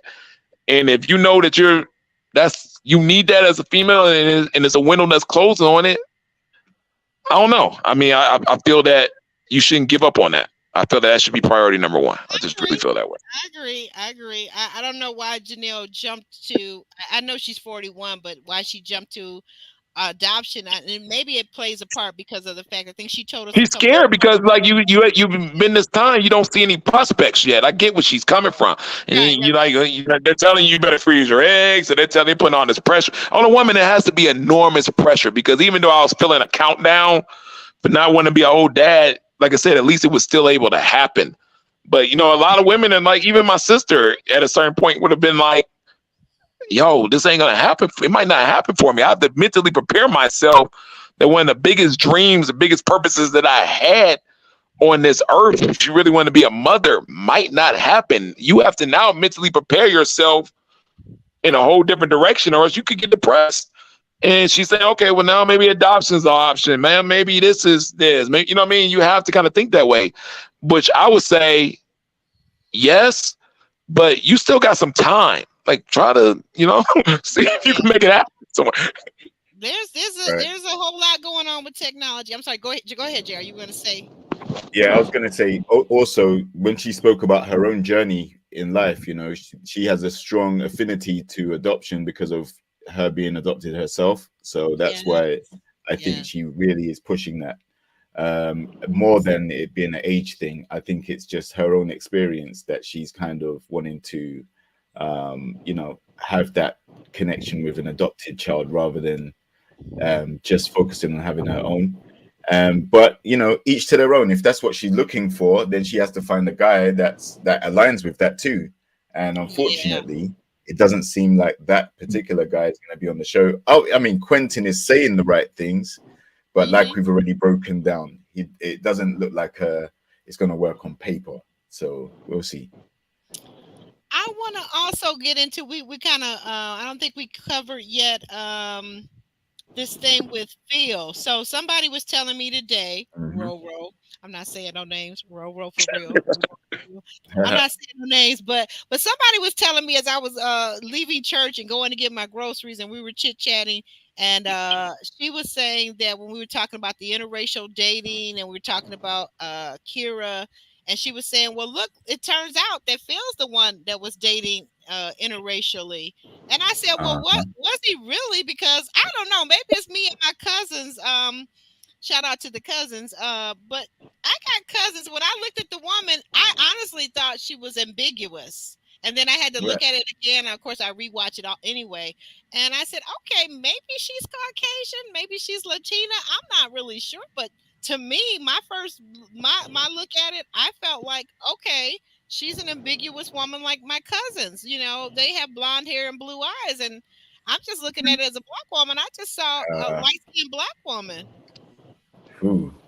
I'm sorry. uh, I'm sorry. I mean, my yeah, no, cousin. no. I mean, it can happen. I mean, I do have some relatives in my family who, if you put, at the family gatherings, when you see them, they're definitely light skinned. Some of them have blue or green eyes, but they have black parents. It's a genetic, it's a throwback from someone, one of our elders, Hmm. um, you know, Hmm. and the way they are. But in this particular case with Phil, this lady is either Latina or, Yeah, I thought maybe uh, Latina. yeah, she's not black. Let's put it that way. She's not melanated. Like, Okay, so, okay, and I get it. I that's, get it. I but didn't even have a problem. I didn't have a problem when right. she I looked don't have a problem with it either, like but some of the a lady. ladies had a problem earlier on in Yeah. the show, as we discussed, right? We had Kira, saying that Mm. Quentin looks like the type, but that's why you should never judge a book by its cover, because no one picked up on Phil Nobody um, did. Nobody either. said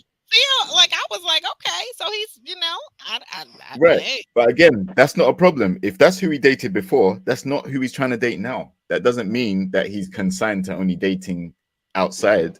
Maybe he has it like that. And when you hear the breakdown of their actual relationship, there wasn't any like real intimacy between them. It was like more like they were chilling out together for a period of time, and Yeah. she wanted some type of relationship from it, and he just wasn't prepared to do that. So, they seem like they were more like friends who were just hanging out rather than actually dating in a serious relationship. But now he's met Aries, I Mm. think he sees more of a connection there. They're obviously more physical because he had his hand on her lap. Uh, they've kissed a few times, embraced and all of that. Plus the fact they both got kids, and Aries openly spoke about what she's looking for from her man. And Phil was like, "Yeah, I'm down with it. Like, if you got a kid, I got kids. Like, bam, let's put this together, and we can just have a blended family."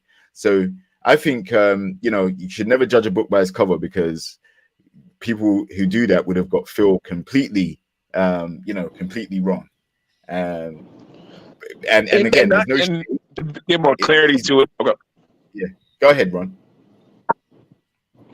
Well, like I said, I went to college with Phil, good friend, and in our college, let's call it what it was. If we didn't go to an HBCU, it was 2% black people in the college. So if you didn't date outside your race, as a man, you You ain't didn't date.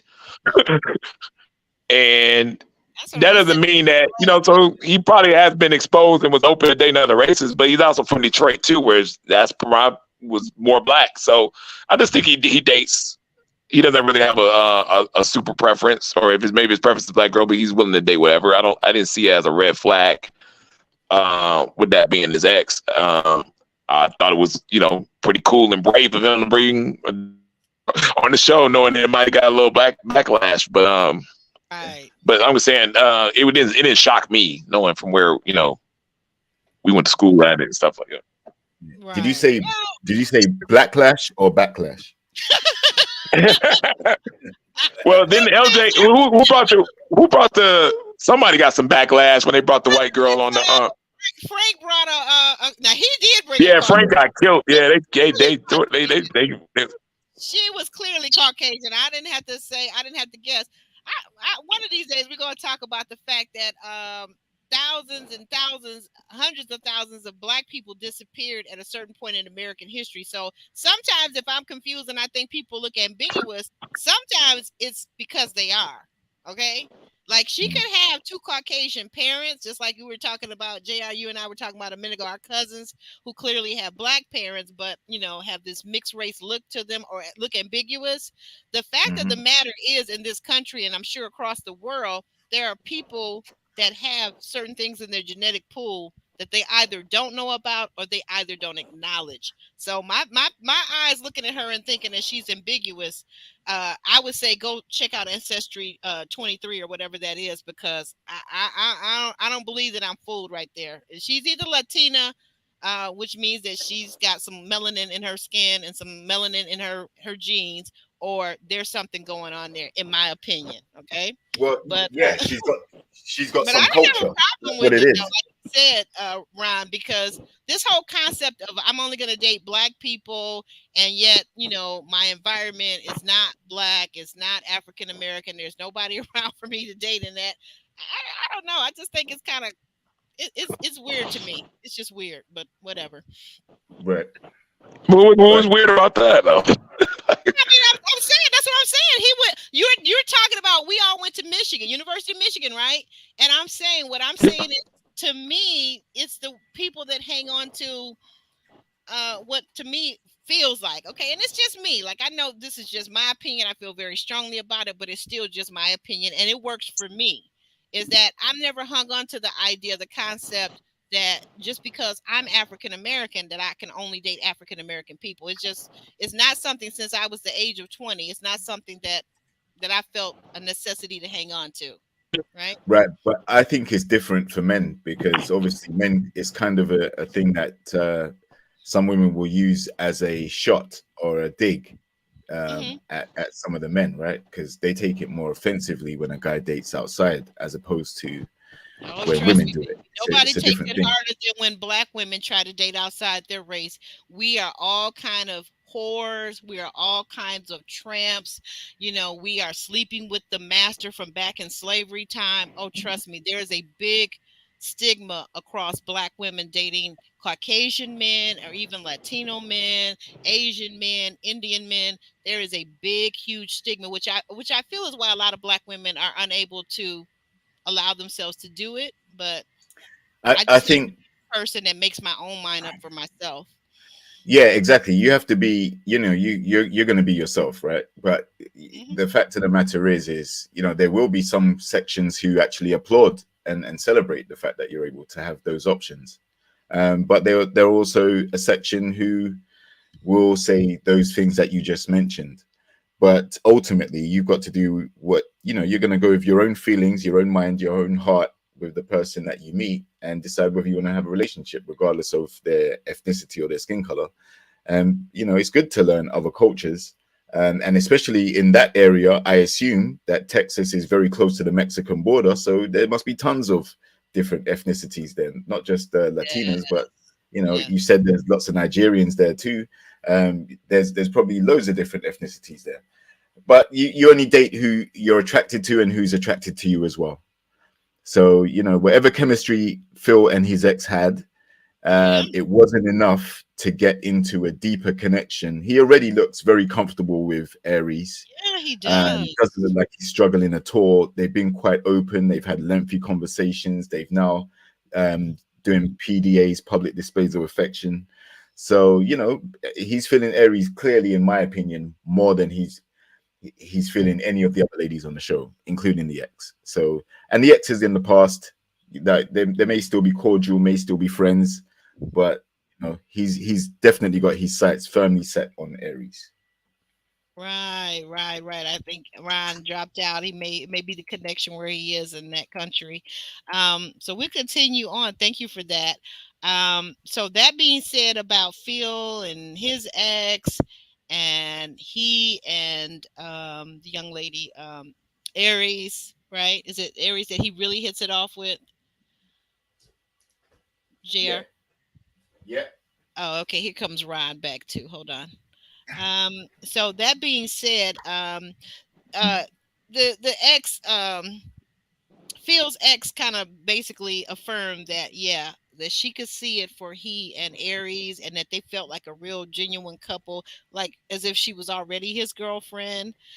We saw that, and then we saw over on OG Chris, we heard his ex say that, yeah, I think that maybe what's her name is for him. Oh, help me out here. Aries.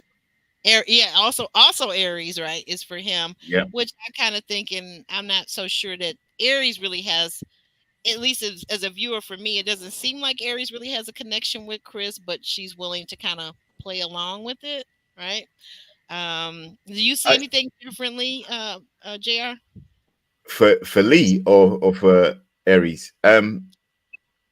I think with Aries and Chris, I think there was that emotional breakdown that he had talking about his mom, and maybe that pulled on her heartstrings a little bit. But in Okay. terms of a connection, I see her connection with Phil clearly. Like I said, they're kissing, they're more affectionate, they're having conversation on the phone, very comfortable with each other. I don't think she's reached there with Chris yet, and I don't think she's going to. I think she's her and Phil are pretty much solid, and that's probably the most solid couple on the show at the moment, to be honest. Yeah, that's true. Thank you for that, Jr. Ron, what did you feel about when we found out from Phil that there was a time when he was struggling with work? Work had slowed down, and in the presence of that, he became kind of depressed and kind of started isolating himself from his ex. Yeah. And maybe part of the reason why he wasn't so physical. Men actually, things can affect that libido of you guys, right? Hmm. Definitely. Um, And mhm. he was working in a field which is very seasonal. He was fixing power lines or something like that. Like it was basically storm damage or storm repair. So if there weren't Storm any damage, storms, yes. he didn't Mhm. have any work. So it wasn't like he was unemployed with no job. It's just that the job has very slow months or slow seasons. Right. Um, so I think that's a different to actually having no job and not being able to find one. It's a whole different level of depression or mindset that you're going to be in. But ultimately, you know, he's not doing that at the moment. He's moved on to a different career, something more solid, and he seems to be in a more stable place. And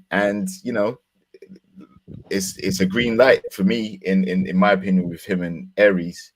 I don't see any real obstacles unless something comes out of nowhere, like Tommy throws a curveball and something's revealed. I don't know, or maybe next week when he meets her best friend, something goes down. But for the moment, man, they look pretty solid to me. Like they're actually doing things the right way, in my opinion. All right. All right. Ryan, you have any thoughts? Yeah, on that whole affection thing. I used to think I was the most highly sexually driven, most affectionate man on the earth until I got comfortable. And then I kind of realized that even at first, if it's in you, you're gonna have to work on those things throughout the relationship. Uh, Work on, making sure that you have time and you're feeling, your partner's sexual desires, things of that nature, making sure that you constantly is throwing affection in and making sure you're still on that task because you get very comfortable sometimes in some relationships, especially if the person's not really putting a lot of pressure on you, a lot of things, and they're gonna be there and you got them and all this type of stuff. You get real comfortable as a man and you stop being affectionate and sometimes and the sex is more like take it or leave it with you and you like I say, you're stressed and you're focused on some other stuff and you're not working on that aspect of the relationship because you thought it was supposed to come automatically and it doesn't always come automatically. Something you have to work on it like all things that you want to be good at. And I think he kind of got into that aspect in his last relationship. And now Aries is coming. She's fresh. She's new. She's hot. Da da da. Now he's touchy feely. Now there's a different energy going on. Hmm. And I think that's just what the difference was. But yeah, I like them as a couple. On paper, it looks great. Um, can they in a fast pace get to know you relationship like that? They got a lot of different pieces they got to put together. You got 3 kids, blended family, finances, all that other stuff that hasn't really been super discussed yet. That's gonna have to roll smooth, and we'll see if they can get to that level. But I do like it as a couple. It looks good. Yeah. Okay. Okay. Well, back in the gentleman's lounge with Uncle, Nephew, Cousin Tommy with that beautiful skin of his, looking very refreshed and dapper as always. Quentin says that Lee shrunk during his date with his ex and with Janelle, but he says that he still has a connection with her. Herbert says that Janelle wants to be engaged like ASAP, and that's not him. He ain't into that. He's not into getting engaged and having babies, adopting babies. He's not into any of that. Marie tells his story, and tells what happened on his date and how he may have lost his two of his connections because of the tarot card reading and because of the ambush on the intimacy question that his ex asked the ladies. Um, you guys have any comments on the men in the gentleman's lounge and what happened, the interaction? Um, Mm. Uh, ooh. Before we press on to the elimination. Yeah, Hmm. the men's lounge was kind of tame for me. I didn't see or hear anything new. You know, I wasn't surprised at anything that they said. There was no revelations. Um, I think again the there were a few relationships that I had in my mind that may potentially work, and they basically got snuffed out in this episode. So, like Herbert and Janelle, like you just said, I'm not sure if that's going to work because he wants what he wants and she wants what she wants, and I'm not That's sure it. if they can meet Dating. in the middle. Everybody wants what they want. Nobody wants to Exactly. compromise. Right. Yeah. Right. But that's why you have to find someone that's aligned with what you want, right? They're not doing it because they're abandoning their beliefs or what they want to do.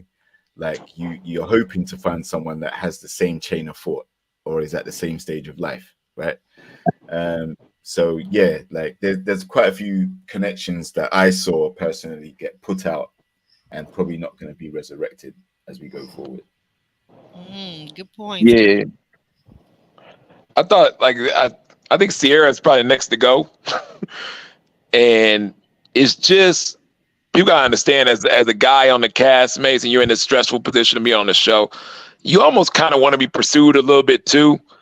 And then all the guys kind of said the same thing. That whole laughing and making comments and things of that nature and not really giving, hey, I like you because it is. This is where this can go. It's a lot of fluff. And that fluff don't work well with men on this show up to a certain point. I think it just got to that certain point. She doesn't like any of the men enough to really go after them. And it just doesn't work on a show like this. I think she's great, beautiful. She's up my speed. I know what to do with that. But I don't. About your speed. Who you talking about? Talking about Sierra, Janelle? yeah, Sierra, yeah, I know what to do. I know what to do with that. But I don't see Oh, any you have match to on here. go then because I'm lost. But go ahead. Yeah, they're doing it. Yeah, she can only go to a certain point without the guys. We feel emotion too, man. We're men. We got ego. We feel emotion too, and they're not feeling that emotion from her that she really into these guys and like. And you can only really fluff it up to a certain point on this show where guys are gonna now make a decision to say, and she ain't really giving me that all. Like these other girls going hard. She ain't going hard enough, or she ain't doing this and that, and we ain't about to.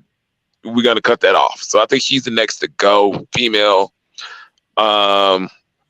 Even I think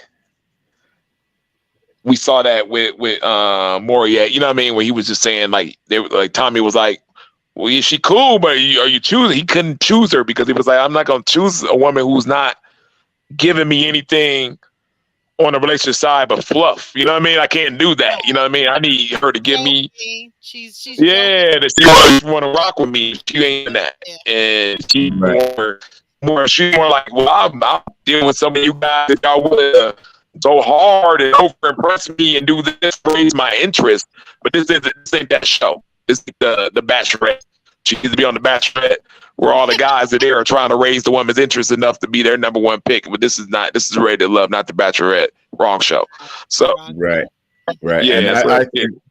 I think Sierra doesn't have any real strong connection. She's not attracted to anybody in that way, and I also think they're not either. You know, she's not anybody's main connection either. There's no one really pursuing her. So Well, they're I trying to agree. remember this in the male's lounge. You got to bring more than just the looks. So they know Yeah, she's exactly. pretty. She's very pretty. Yeah, Yeah. but that's what I'm saying. That's only one aspect of attraction, and you can't really build off of just the physical, right?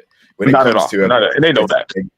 they're getting homey vibes. They're getting someone you can maybe, you know, have a few jokes with and chill out. She's, you know, she's a cool person to in that aspect. But in terms of relationship, she's not giving the energy that maybe an She's Aries not is getting. And giving. women have to understand that a man is going to put you, even if you're gorgeous, and they even have a sexual want to have sex with you, is going to put you in a friend vibe if he feels he Yep, cannot have a relationship with you because you're not giving him that other aspect of it. So he's going to be like, exactly. you know what I mean? I can't see myself Mm-hmm. aligning with her because she's not giving me anything in Yep, that territory. So that's just the homie now. She's cool to be around with. She's pretty to look at. I can exactly. go out for some drinks with her, but Right. I'm not Right. gonna If I Not lie. a need a if relation. I need a gal pal to hang out with, I'll give her a call, but not to date. No, So no. we slide on over to the elimination dates, and we see that Chris, OG Chris, is meeting up with Sierra of all people. And of course he's you know, like most Nigerian men, and I hate this stereotype, but I don't know, only the Nigerian men I've ever dated or talked to, I think I told someone the other day, they're like poets. They have a way with words. They are very well spoken, and if you're not careful they will just melt your socks off, and that's not really what I'm saying, but I'm saying socks instead of something else. Okay, follow my Yeah. drift. So anyway, so he's sitting down with her, and he's kind of slow rolling her into the fact that the men have been talking about her in the lounge, and Mhm. that, you know, it's put him in a quite awkward position. But there's some things that the men are saying about her, and they want to get to know her in a way like what you guys just mentioned, that we want to get to know you, your vulnerable self. We want to get to know you as romantically and not just as a cool female friend, a woman friend, right? Mhm. And then on the other side of town, we've got Herbert. Herbert has taken out Kira, and Kira, yeah. Kira, yeah, Kira once again, like I so don't understand Kira, right? Kira talks about she's a cheerleader, she's positive, but Kira, she doesn't do well with reading the room. She's a little bit delusional about how people are finding her to be. And so as soon as he says the first word out his mouth about the men and what they're saying about her, she goes Mhm. wonk wonk wonk wonk wonk. They're saying the Yep. same things over and over again. And I'm thinking as Mhm. a viewer, I'm like, yeah, they're saying the same thing again because guess what? You haven't changed. You haven't adapted. Exactly. You didn't take their advice the first two, three, four, 5 times, or as my girl Ro for real likes to say, the first 50, 11 times that they told you that they had an issue with you, you Mhm. never gave them, the men, the respect of saying, well, maybe they got a point. Maybe I Mhm. need to look at the woman in the mirror and do something a little bit differently. Mhm. Yeah. So Kira, on this date with Herbert, I mean, she's just as brash as ever. She's not thoughtful. She's not introspective. And then finally, you know, Herbert drops the axe and says, "Hey, girl, we gotta let you go. You're not ready to love." What were your Mhm. thoughts about that, Jr.? Well, they were right. You know, if that's what they've surmised from spending as much time as they have with her, and like you said, if she's still, I mean, you know, the person that started the colorism and the well, not the colorism, started to bring color and things into the Interracial dating, yeah. yeah, right, was first it was Tequila when she made the comment to Janelle, but other than that, it's been Kara driving all of that, and in fact leading with it in some of her conversations. So that's going to be problematic because Quentin felt disrespected by that, and you know, there's other guys there that probably have an issue. Maurier's voiced his opinion about it as well.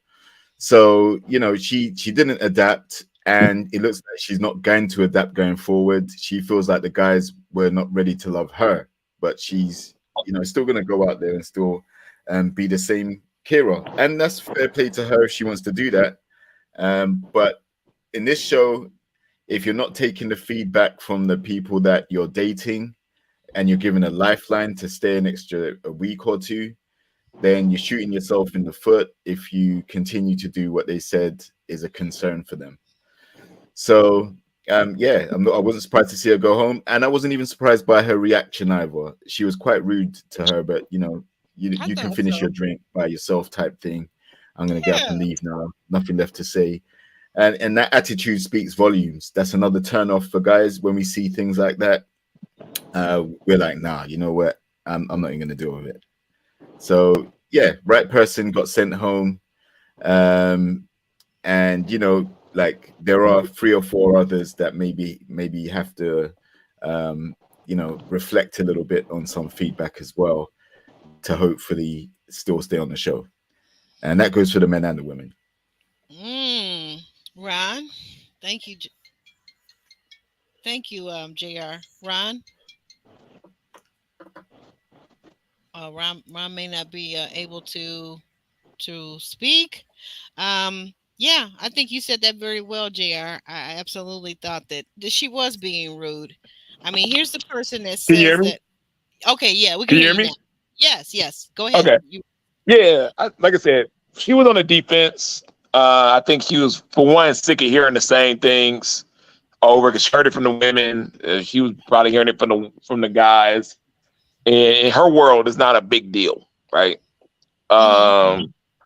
And let's not get it twisted. Some of these women know when they're about to get eliminated. Some people, men or women, know when you're about to get eliminated. Like they don't make it that. It ain't that big of a secret. Casting. So she came in on the defense, probably knowing she was about to be the next one to be sent home. And Okay. in Lily on the defense, knowing that it was going to be over the same issues that she's been probably hearing about for the last 2 weeks, right, from the men and the women and whatnot. Um, I I hate to say this because I like to see good black women with black men 100%. Like that's just I'm an advocate for it. But Okay. her match might be a 41, 42-year old active white male. Mm-hmm. Okay. Yeah. Uh that you can do some things, I mean, that likes to be active, bubbly, I mean that in it might be a match. Um Yeah. Yeah. Because yeah. Ron, I don't know if it's just me, Jr. Either one of you.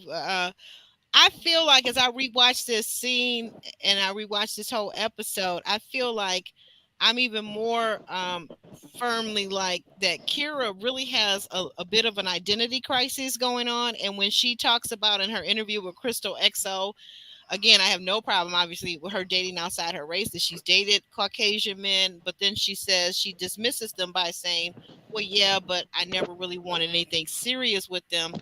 I think that, that's something that you need to look yourself in the mirror and ask yourself the question, why am I dating people that I don't see myself being serious with? Is it like Ron was saying earlier in the show? Is it like a thing where you just need somebody to take you out to buy you that steak dinner at Ruth Chris or Morton Steakhouse? Because at this big old age of 30 plus, a woman nor a man should not be, in my opinion, going out with someone simply for the dinner, right? You have an occupation, you have a career, you're successful, you can go buy your own steak dinner. Quit leading people on. Quit, Mm-hmm. quit leading people on, because I think at the end of the day, if you're a dater, that really gets problematic to always be out here taking dates, accepting dates, making dates with people that you know in your heart of heart you have no interest in for a relationship, but I'm just willing to accept the steak dinner. I'm just willing to accept this lobster dinner. That Mm-hmm. really gets tired after a while. Yeah. Yeah. But Well, but she's back out there yeah, looking for steak dinners again now, right? So What? Who said steak?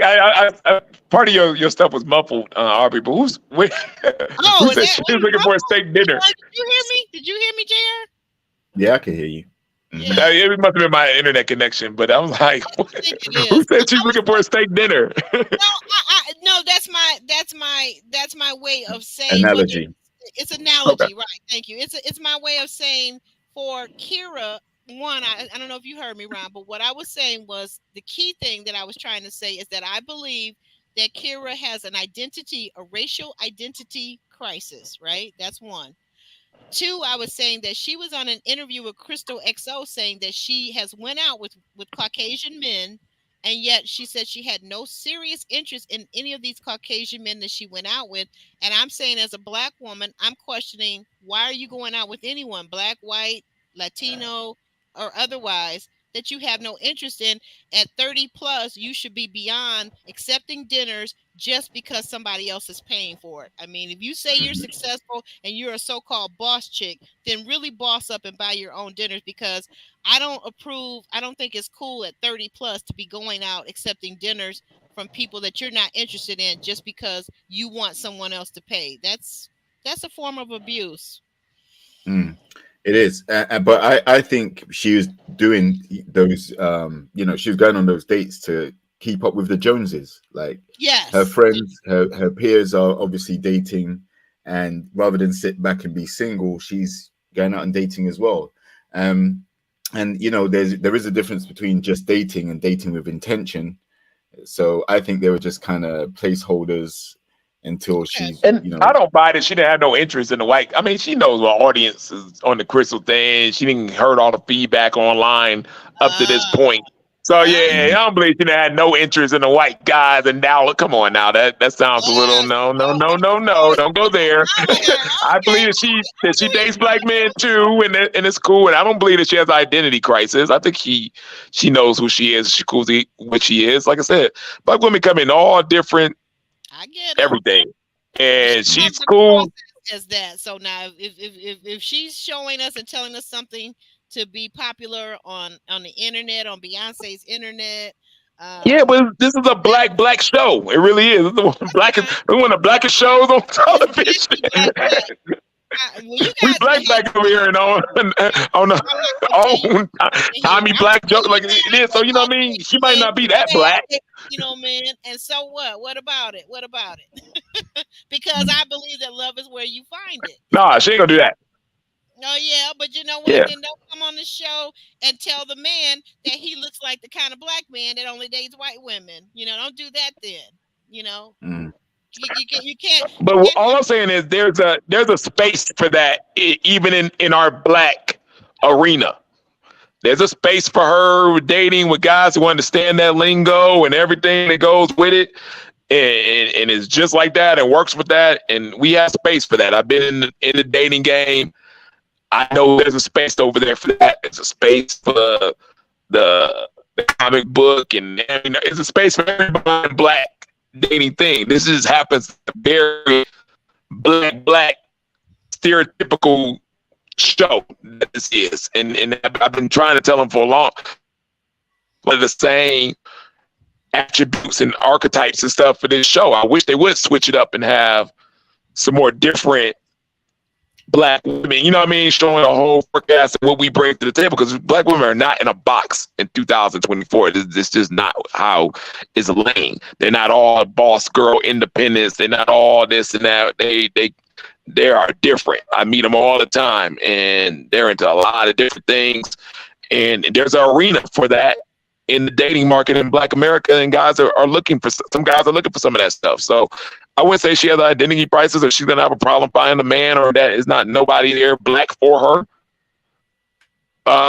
But yeah, it's there. what you show me. So I don't, like I said. Now, when you add in the part about she's actually blowing smoke up the viewers behind, then I feel foolish, because you're probably right. She's saying Yeah, words what she she gonna do? I mean, nobody wants their black card took it away from them for making a few comments on the show. They haven't really been fair to her. And that's now you're breaking up. What are you saying? and I hate to be the advocate too, but because it wasn't really fair. Come on now. Well, I don't know. Hey, look, I'm good over here. So long as she good, the old Yeah, saying. like I said, Okay, I hate to be the advocate too, but the audience that haven't really been fair to her. okay. But she hasn't been fair to us either, Ron. It goes both ways. What do you think, Jr.? Break the ties between Ron and I. What do you think? Because I mean, we're just going by what we're seeing and what she's saying.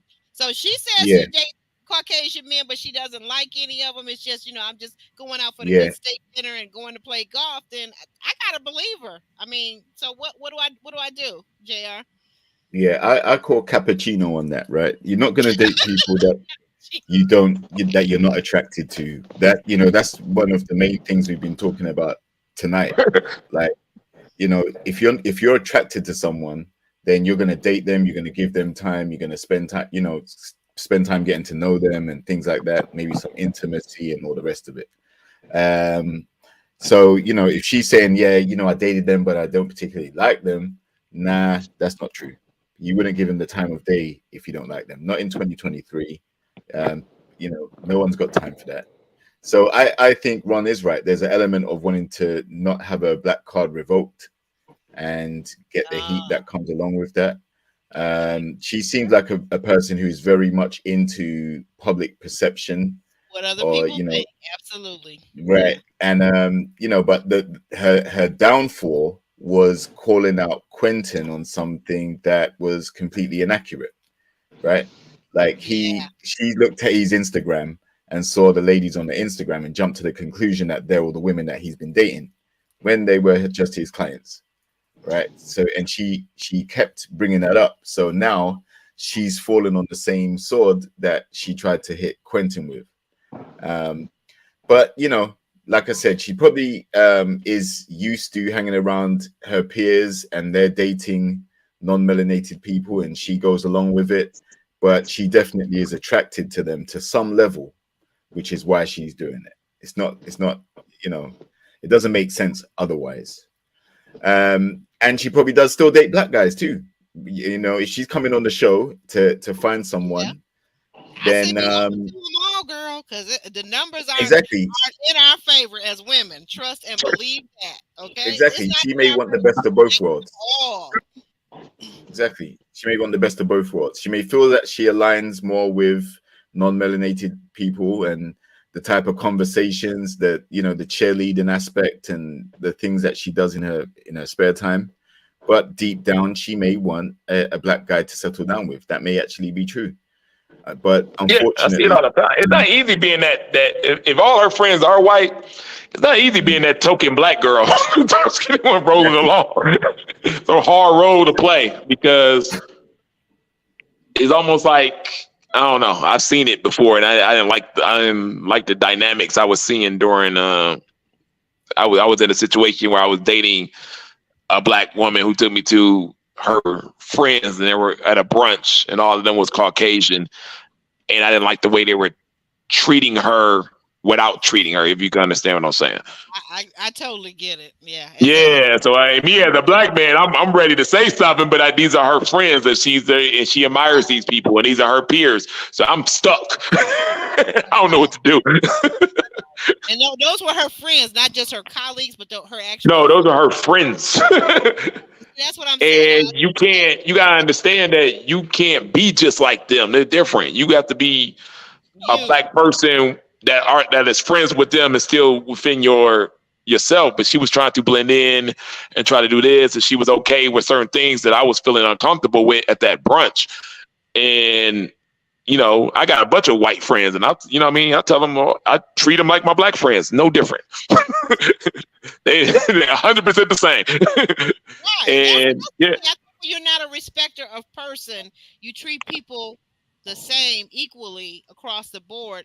I think that makes a lot for me. It makes a lot more sense, and I'm taught that in the word as a believer that people are people, and it's their heart that really matters. But I know in this Mhm. world nobody's really looking at that because we're looking on the outside and we see ethnicity, we see age, we see a lot of different things that determine for a lot of people how you treat that person, or we see social economic status.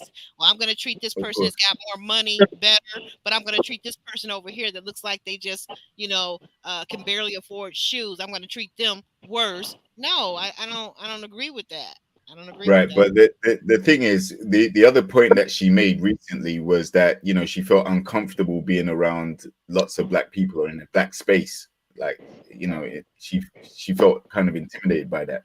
Oh, And all of the guys are black, so if they got families and they have cookouts, barbecues, gatherings, things like that, she gonna shrink in those moments because she may not feel comfortable because her main peer group is not like them. So She won't. right. She won't feel comfortable. You're right, but I've been with black women that have not. But if you just take them around to black spots for a certain amount of time and get them acquainted, it's a natural process. We're all the same. We're all black people dealing with American issues in America. It comes out. Um, like I said, I don't know, see her with an activist or Pan African like. he said Yeah, Bab says here on the chat, Bab saying that maybe what she needs is more of a Carlton type guy, and that's a good point. Maybe she needs a guy that's had the same situations as her growing up, where they were one of just one person in a sea of Caucasian or Latino or other faces, and they understand her because that's also been their situation. What about that? exactly. Yeah, but that guy's not on the show. That's the Yeah, exact point. and That I think she there's needs no a fun guy. I saw Red. Red was Red's personality. Hmm. Because I met him in person.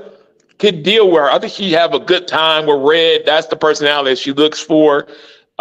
Red's very charismatic. If you meet him in person, different from what Yeah, it's shown on the show.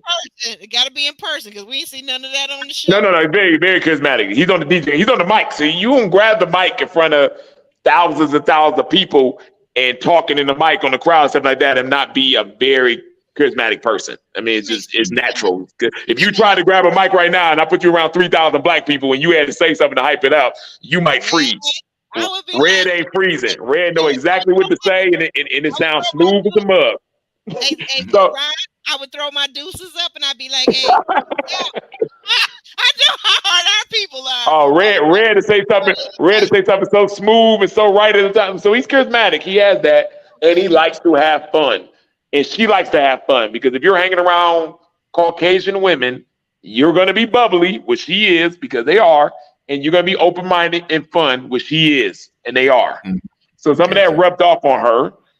Yep. And some guys move like that, but she couldn't be even with a Carlton guy. If he's a nerdy Carlton, just sit at the home. She can't roll like that. She's more bubbly, more outgoing, more. As I Oh said, yeah, maybe a Caucasian guy that's a little. Even a Caucasian guy would have to be very adventurous, very ready to roll and do stuff and keep her entertaining and all that type of things. She has to be on that level, but I think that's where she's at. But I think and any she was guy the black, youngest. Wasn't she the youngest person on the cast this season? yeah, Kendra. she was Yeah, I youngest think she woman. was 29. Youngest woman, right? Well, I mean, Yeah, who's the youngest? Who's the youngest male? probably Quentin. They're both Is it? 33. I thought they were both Oh 33. yeah. You're right. Yeah, he's 30. Yeah, you're right. Okay. Hmm. Well, she blew that with him. But anything else? Yep. What do you guys see for next week? What is it looking like next week? Is next week when the gentlemen have Best to meet friends. the ladies their family? What is it? Family or The best friends? friends. They have to meet the Best. best friends. Oh, okay. Yeah, well, it looks like from the clips we saw, Herbert is gonna get grilled, absolutely grilled, And flambéed. yeah, that's kind of interesting because the little portion I saw, and maybe I misread it, but did you it almost seemed like Aries, that was Aries, right? Her friend, right? It seemed like her friend was almost kind of disrespectful to Herbert. Hmm. I was like, "What? Are we And, doing and another what was the season in Miami with the girl the real pretty girl that got with the firemen? Her friend kept disrespecting the firemen, talking about Oh he yeah, looked like he only dated Swayze, Cadian and yeah. people Swayze, out his race. Huh? Cadian and Swayze. Katie and Swayze. Like her friend was so rude to Swayze. I hated that for Yep. him. I really Hmm. hated that for him because there was no need for her friend. And I feel like these friends or these people bring the aggression of the person they're representing. Like, so you're my friend, But and then you're gonna be well, extra aggressive with my guy? right, but No. but they're told to get the information out. We tell the friend, exactly. yeah, go, don't hold back. We need to know some stuff. And you gotta Yeah. understand, Herbert is a slow roller. We know this. It's like we identified it in blue. Let's see, but he's a slow roller. That could piss some people off, some women off sometimes. When Right. you just rolling with the flow and stuff, and you ain't on that straight answer, direct, da da da da da da da da da da da. And Okay. that's probably how that turned into that. Hmm. But like I said, when his ex said it, yo, you're a slow roller. Why you entertaining this woman and wants kids and all this stuff so quick, and you know you don't roll like that. You know you will Hmm. go with the flow type of man, or maybe even having the woman make the decision down the line. Whatever it is, he's slow paced like that. And Hmm. if you a friend and you only got a certain amount of time to get some information out of the guy, and he's barely giving it out to you, and you trying to get some information for your friend, you're gonna get more aggressive, woman wise. I've seen it happen before. So Right. Mm. And let's also take into account that sometimes the best friend is asked or coached to get this information by the lady herself, right? Just no, like that's what I'm we saying. That's said, my whole point. Yeah, she's getting coached. yeah, We tell as a cat. I've been in this situation with the friends. I'm telling my friend. I told my friends, "Oh, y'all, I need some information. Y'all got to go hard." You know what I Oh, mean? okay. That's Yeah. what I'm saying. But I guess it's just me. Then I would be a rock as just boring for this show because I'm just saying I would never in real life want my friend to talk to my man or guy that I'm dating like you going all hard on him like that. I just don't see that. Like why? If I exactly, need to because get information from him, I need to be the one to get the information from him. Like why am But I we're being? giving out representatives. We're giving representative information right now. Sometimes she want the real. You want the real. Somebody else might have to ask the question. And you know what? And that's when I meet the family. That's when I want to meet his family, his mama, his daddy, his Yeah, brother. they give. That's why when they do that scene where they do the family and they do the exes and they do the friends because them are the ones that are gonna get out the real information. If you Yeah. call it quitting and you get talking to him on the phone, he's gonna give you Derek Jackson, yep, Action Jackson. You and this Derek Jackson. Oh Lord. And He gonna give you the somebody representative. He gonna give you the somebody put me in representative, jail.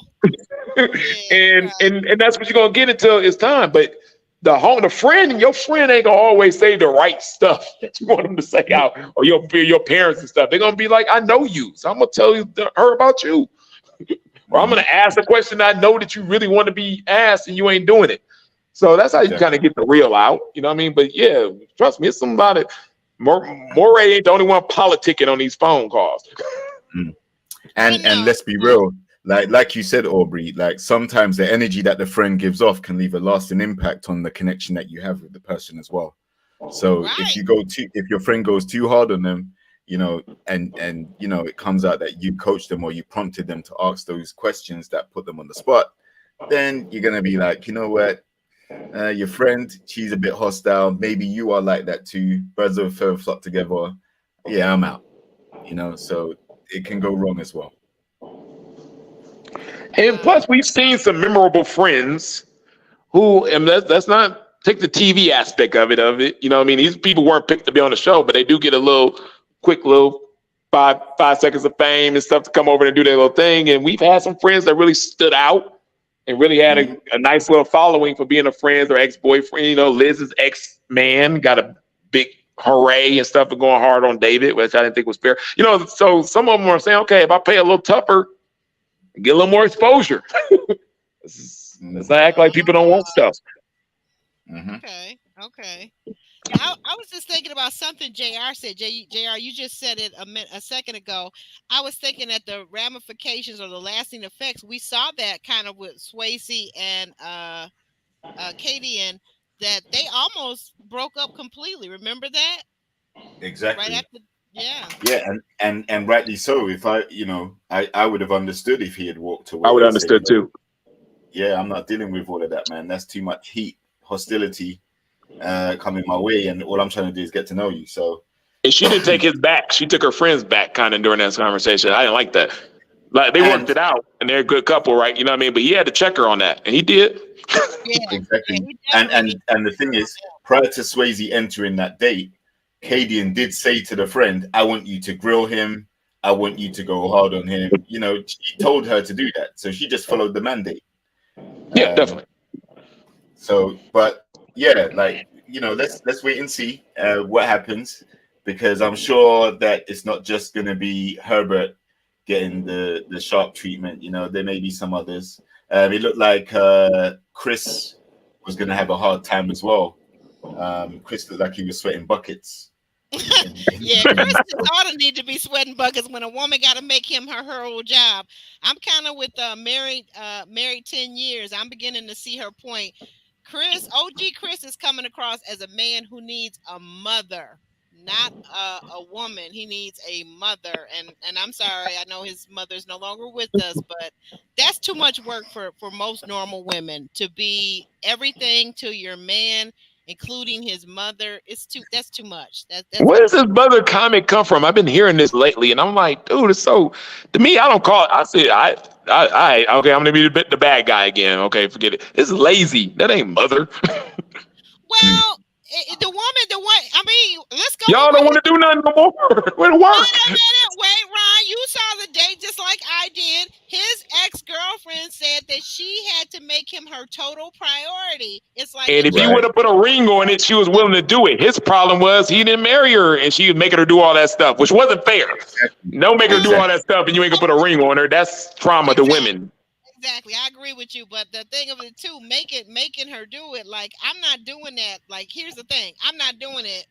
I'm not your wife. I'm not doing it. That's okay. First and foremost. Set your boundaries. Right. Why are we doing all this stuff? That's like me. You know, I don't believe in shacking. I don't believe in that. So we ain't gonna shack. I ain't gonna wash your drawers because your drawers is your drawers. You wash your own drawers. Now, when we get married, that's different. But I'm not playing the part of the wife without the benefits. But you got to give him a little preview too, though. All right, you know what? Bye, Ron. Hey, and that's true. Because I'm not gonna believe you. I'm not gonna believe that you can switch over that quick. All right, I'm like, yo, I gotta see that you could be able to handle the schedule and be able to do this and that. That's the game that you guys play. That's the smoke that you blow up women's butts all the time. And I'm just saying that all of us women aren't. It has to be some trust. No, has to be some trust. Are you? Wait a minute. Let me ask you something. Okay, so while I'm showing you that I'm qualified to be the wife to get the ring, right? Am I now on your medical insurance? Do I have dental benefits? Let's talk about this thing. No, but are you paying for anything while we're going out or entertainment and things of that nature? Are you, you know what I mean? If something happened in your car, are you getting your nails done and things of that? Am I taking care of stuff? Are paying for dates, are paying for nails done, and all of these things, Ron. I mean, they are, but they don't want to. You are the good. You act like they do it with a. Oh wait, I mean the men should be. They should. They should be doing that, Aubrey. They should be doing that. They should. Where's your counterpart like you, Ron? That's about maybe 20 years older. Okay. They should be doing it. They should be doing it. They should be doing it. If they're asking all that for you, they should be at least doing that. They're wrong. You're in the right. Those men are in the wrong. They shouldn't be asking for the wife treatment ahead of time if they're not showing that they can provide or court a little bit. And, you know, doing their part. They got some husband material too coming at them. But yeah, they need to be showing that. But a lot of guys are showing that and not getting any benefits out of it. So, you know, it works both ways. Exactly. Wow. What are your thoughts on this, JR? Break the tie between Ron and I, because I don't know about No, I agree. Listen, at the end of the day, I feel like Chris's issue may have something to do with the fact that he's lost his mother, but I don't think he's looking for a mother in the girl that he's dating. No, I think in his cultural aspect, he's looking for a lady to, you know, be by his side, but he's leading. Like he's the leader, right? He's the one that's going to go out to work and make the bread, and she's going to, you know, be the homemaker or whatever else he's talking about. If she does have a career, then he's not going to entertain for a slight second of her overshadowing what he's doing. So, not at all. You know. Okay, so, I see what you're saying. He's a superhero. If you want the man to be a leader, you got to get on board with that. He wants the S word that a lot of women are afraid of, that real submission. And them Nigerian women are with it. So if you're going to be a non-African woman, you're going to have to play that game. Community. And that girl looked tired. She looked tired. It's going to be tiring. You're going to be working. But you got to look at you got to weigh your But pros and cons. How well do I like this man? How well do yeah, I admire his work ethic? How right. well do I admire his leadership? Does it feel nice not to have to worry about a mortgage and the bills and some of this stuff? There should be a Right. balance. I guess I'm too much of an American woman because to me there should be a balance. And here's what I got to say about what I'm trying to also say about Chris. So I'm gonna take the mothering word out of it. Maybe that's not the correct and proper and best It word. ain't, because I've been hearing it too Okay, much. okay, okay. But this is a thing. This is a thing with some people. And it comes from sometimes when and this is I'm only basing this on what we've seen and what we've heard about Chris and from Chris, right? Okay, Mm. there is a thing where there are people in your life, romantically speaking, because of Mhm. whatever trauma they dealt with as a child coming up, loss of parents at an early age, uh, Yeah. had a parent in their life, parent was addicted, they didn't get the love that they needed. They become so needy as adults, and I don't care how successful they are in their career, the company they own, they're millionaires, they're billionaires, they're Jay-Z, whatever, whatever. If I have to be everything to my partner, everything, Mhm. that is too much work. I've got to be your Of course. lover. I've got to be your nanny. I've got to be your housekeeper. I've got to be emotionally, I've got to be everything for you. That's what I was hearing when that young lady was talking about how tiring it was to be his lover. That's too Yeah, much. of course. Of course, it is too much, but that's why you know the person's not for you, because the right person for you is not going to make you do that much. You're not going to feel compelled to do that much. I don't Um, think it's a lot if And you're not working. he doesn't offer If any you're not support. working, I don't think it's a Oh, lot. no, wait. The other part of that was when remember now when she asked when was it Jessica asked his ex, she said, and so how supportive was he of your goals? How supportive was he of you? And she said, not at all, non-existent. No, that's mhm. not gonna work. So like I He's said, not. His purpose is not you. He's on his purpose. His purpose is Mm. his own greatness. And that's what Chris. If you watch his Instagram and stuff, that's what he's on. His purpose is not oh, you. I saw some of his Instagram. I got a whole Yeah, his purpose is not you. He's making that clear. But that's okay. His purpose ain't supposed to be you as a man sometimes. His purpose is supposed to be to go out there and conquer the world and that. Now he can't be like this and have you working every day 5 to 6. But if he says, hey, I want a woman that's gonna be my backbone, supportive, this and that, and she just doesn't work, I think it's fair. Because some women don't want to get up at that 6 a.m. meeting with me and go into corporate America and have the pressures and deal with all that stuff that's doing with that. They don't want to do. They're not built for that. Not women. Not all women are built to work like a freaking dog. You know what I mean? They're not even built that way. So if And he's gonna also, do that and just say, "Hey, I just need you to back me up, support me, but I need you to go hard. I need you. Ain't no laziness here. I want the 3 meals a day. I want the support. I want the housekeeper plus my secretary plus this and that. This is what you're gonna have to do." Some women say, "Hey, I'm not built for corporate America. What else am I gonna do? I'm gonna do that." yeah, and a lot of the women who do have corporate jobs, as much as they want to be bosses, a lot of them don't like the grind every day. A lot of them They wish hate they it. could. They hate it. They hate it. So, you're gonna need a guy like Chris. If you hate corporate America and like you've reached your accolades, you've got the education, you've got the job and all the rest of it, you've been there, got the t-shirt. Ultimately, you're gonna get tired at some point, and a guy like Chris is the guy that's gonna take you out of that situation.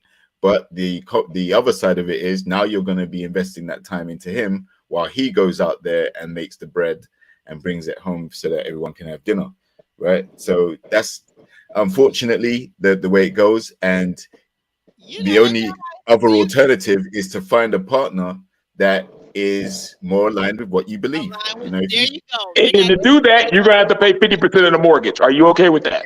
no, yeah, no, no. you're making You want to pay 50 of it? You're missing the point because here's the thing, Ron.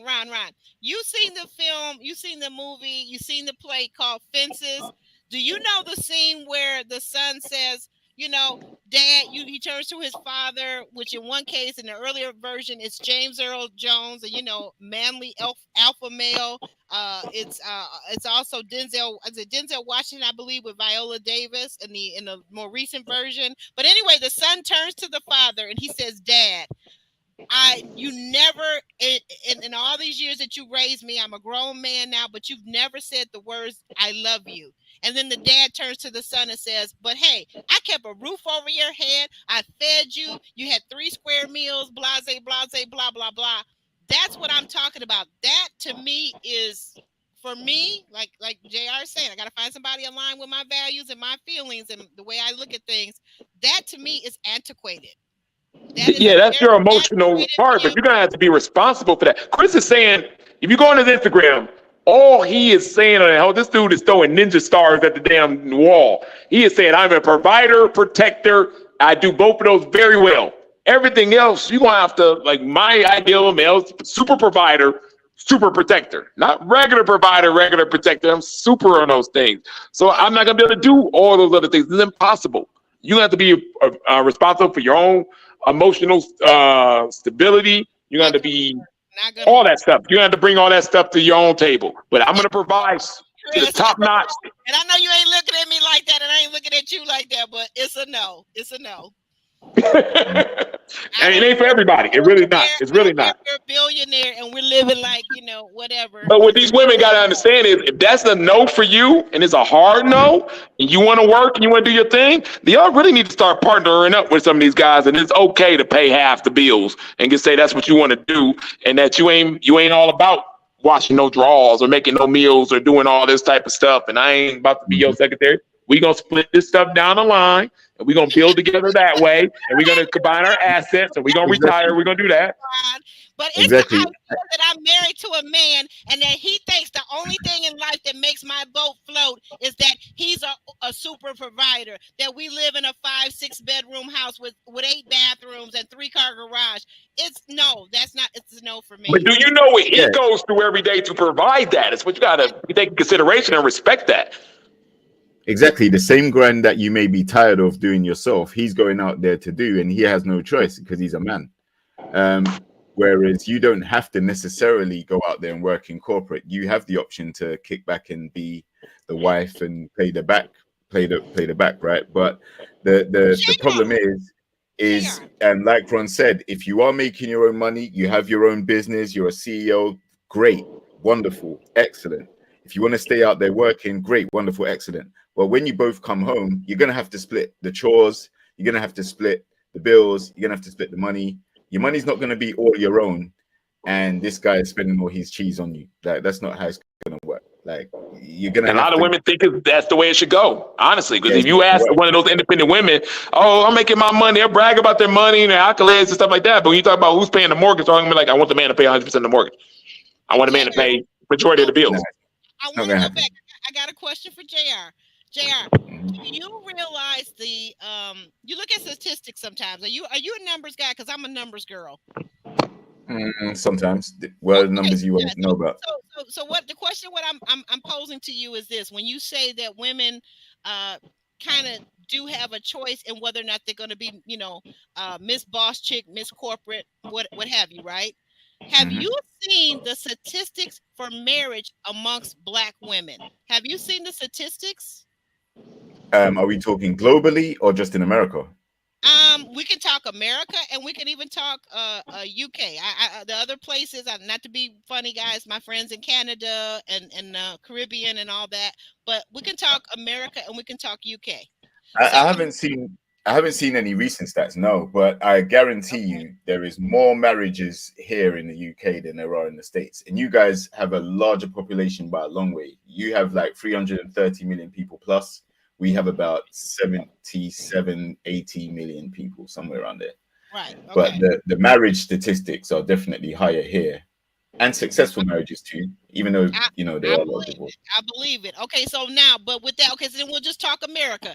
So you've seen some of the statistics on marriages in America amongst Black women. They are the smallest percentage of any follow group: Caucasian women, Latino women, Asian women, to get married. Of course, So is that a surprise to you?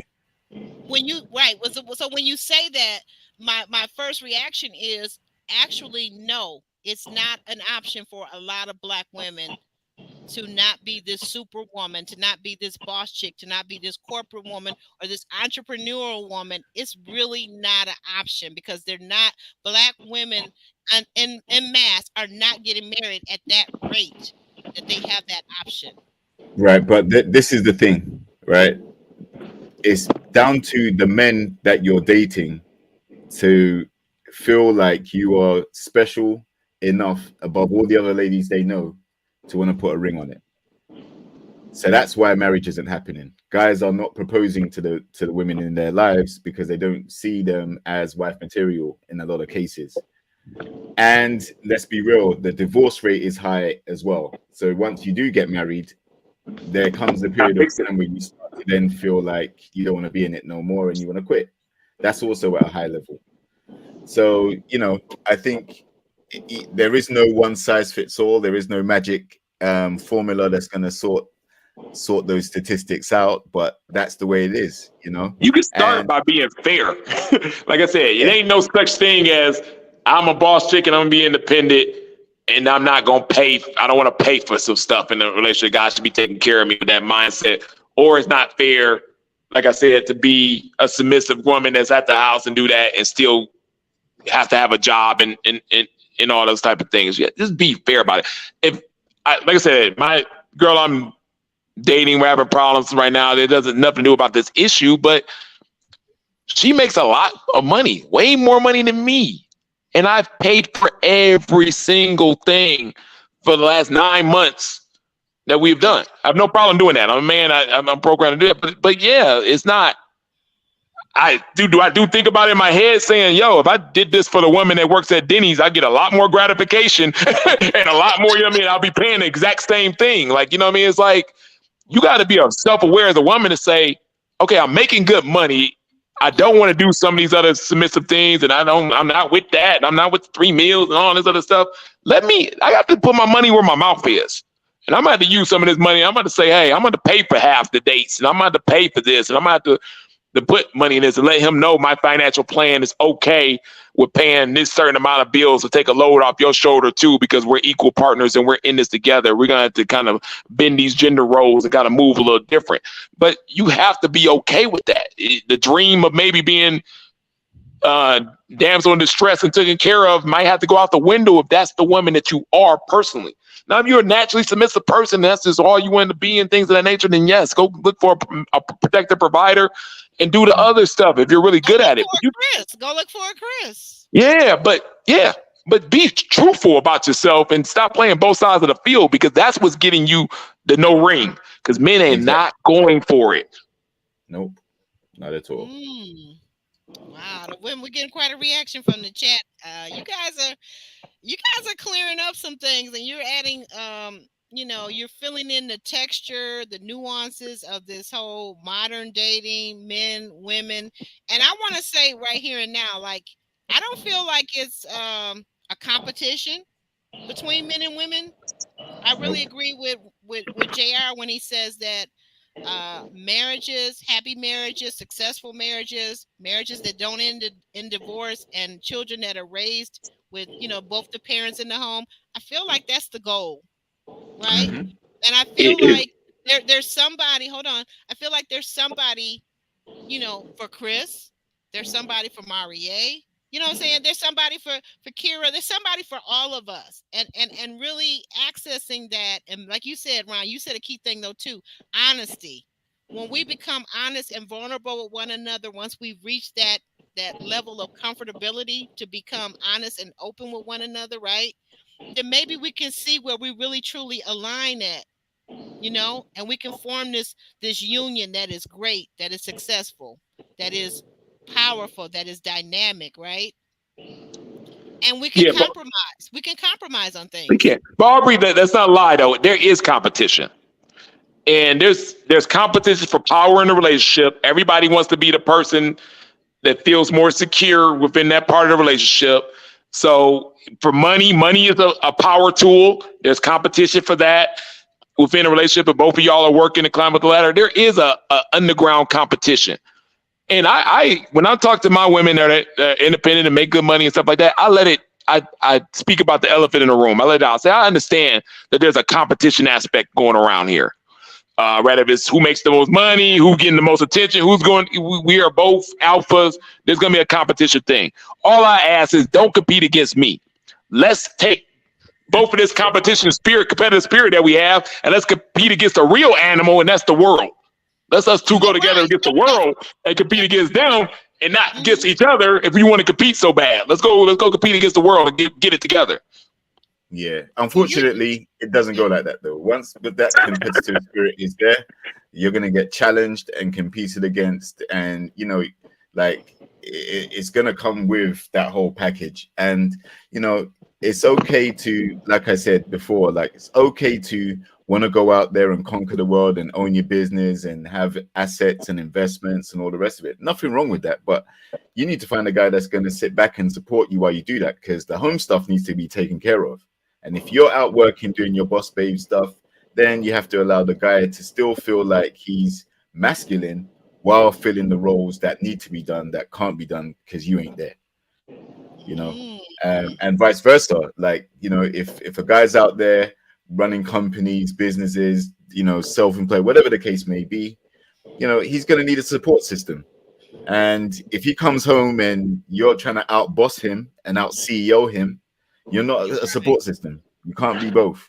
Right. And the biggest thing is, can you give a guy who is playing that first role that Jay was talking about the gratitude with it? Can you pay for half the bill on a dinner and tell a man, I really enjoyed your company. Thank you for coming out. Thank you for being my protector tonight, and everything that you brought with me. And I just had a great time, and give him a kiss and treat him like a man and rub his. Could you do that knowing that y'all split the bill in half?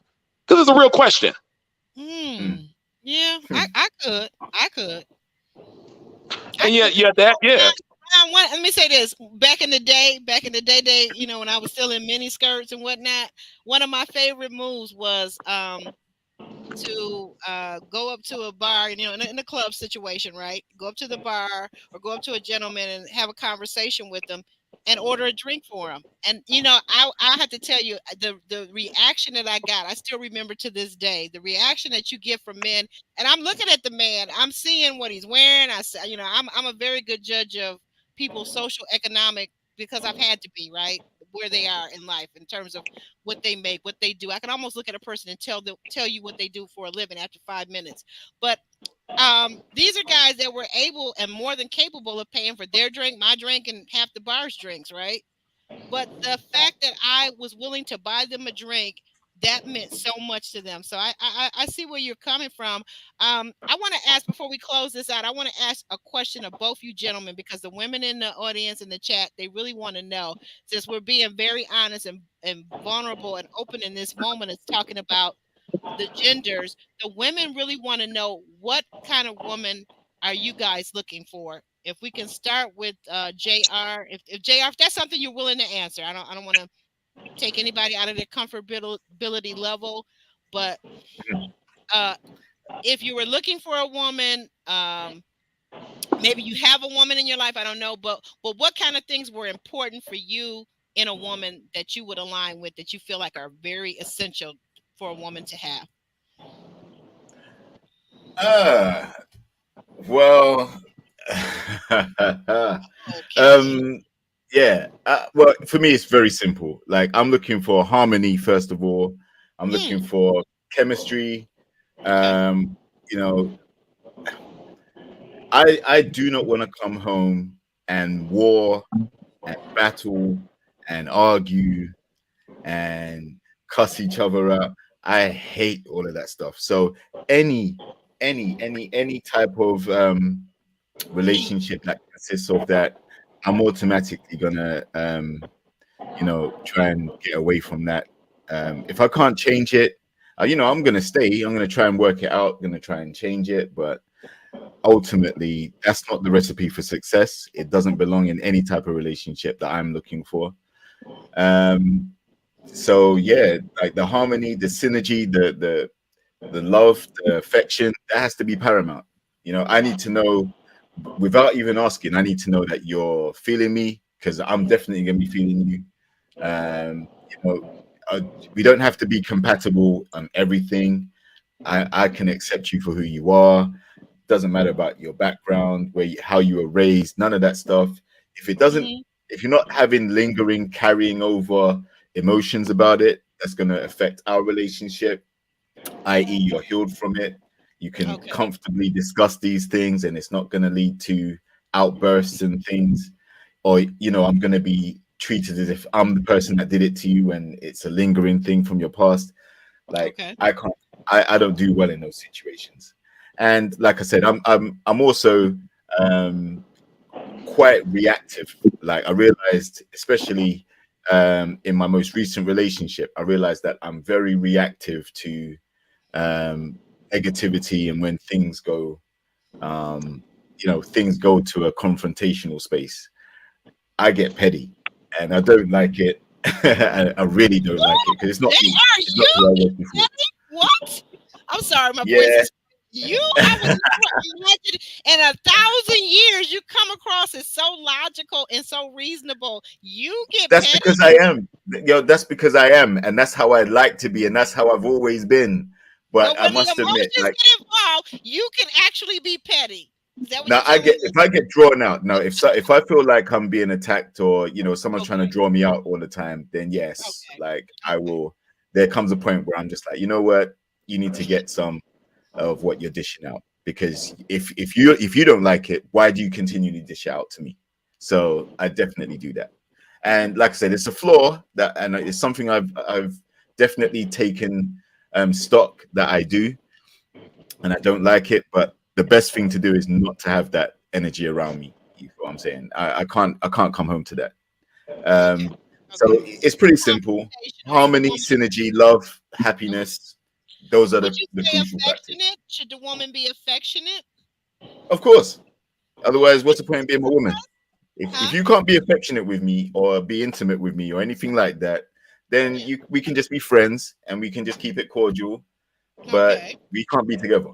No, not in a relationship. No. Do you like public displays of affection with this woman? Of course. Of Okay. course. All right. Okay. Anything else you want to add to that? No, I gave you a whole shopping list. I revealed too much. All right. All right. Ryan, thank you, JR, for that. I appreciate your honesty and your transparency. Ryan? Thank you.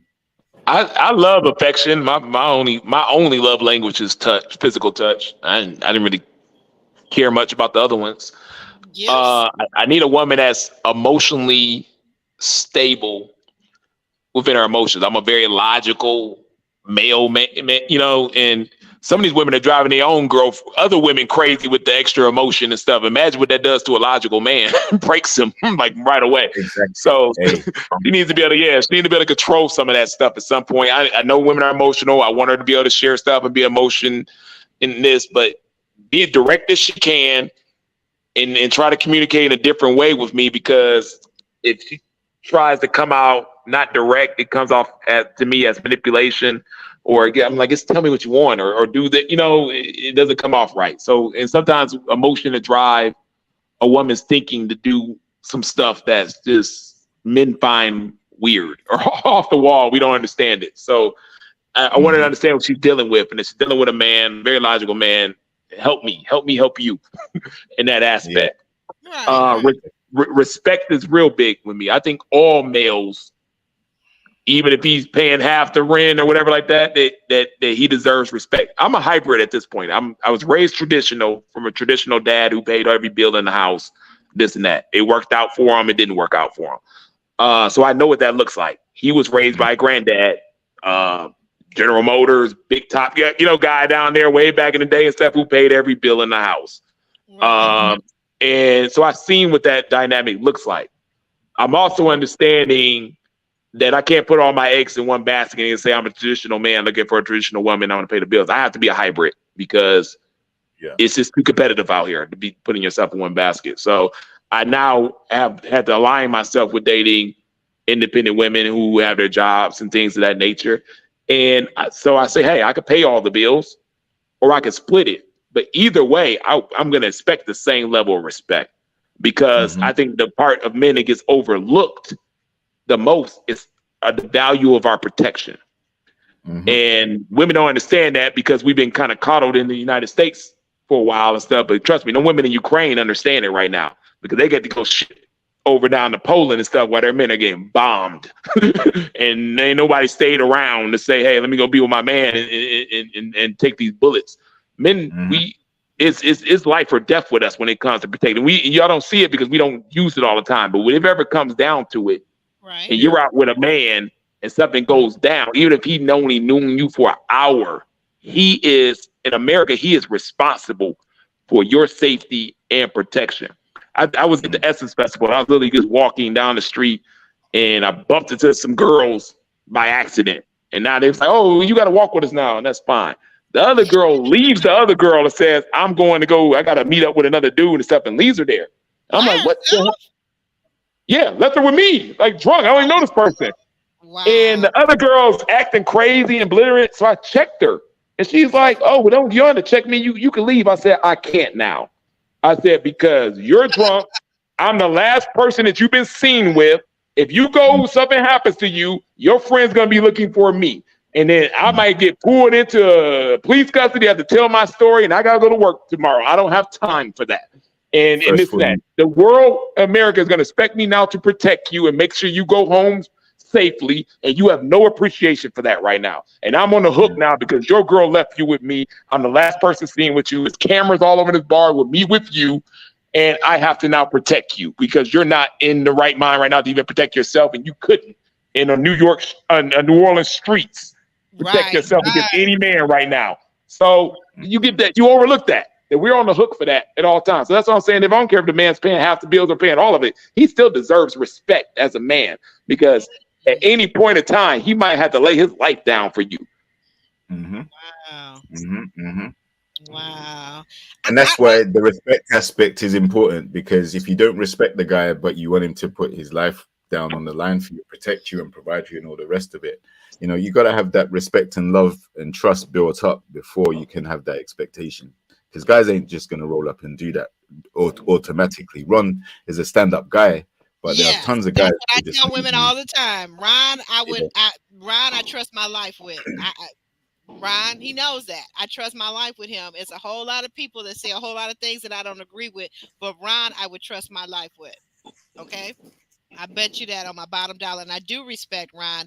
Last question, guys. The ladies want to know, how important is good communication in a relationship?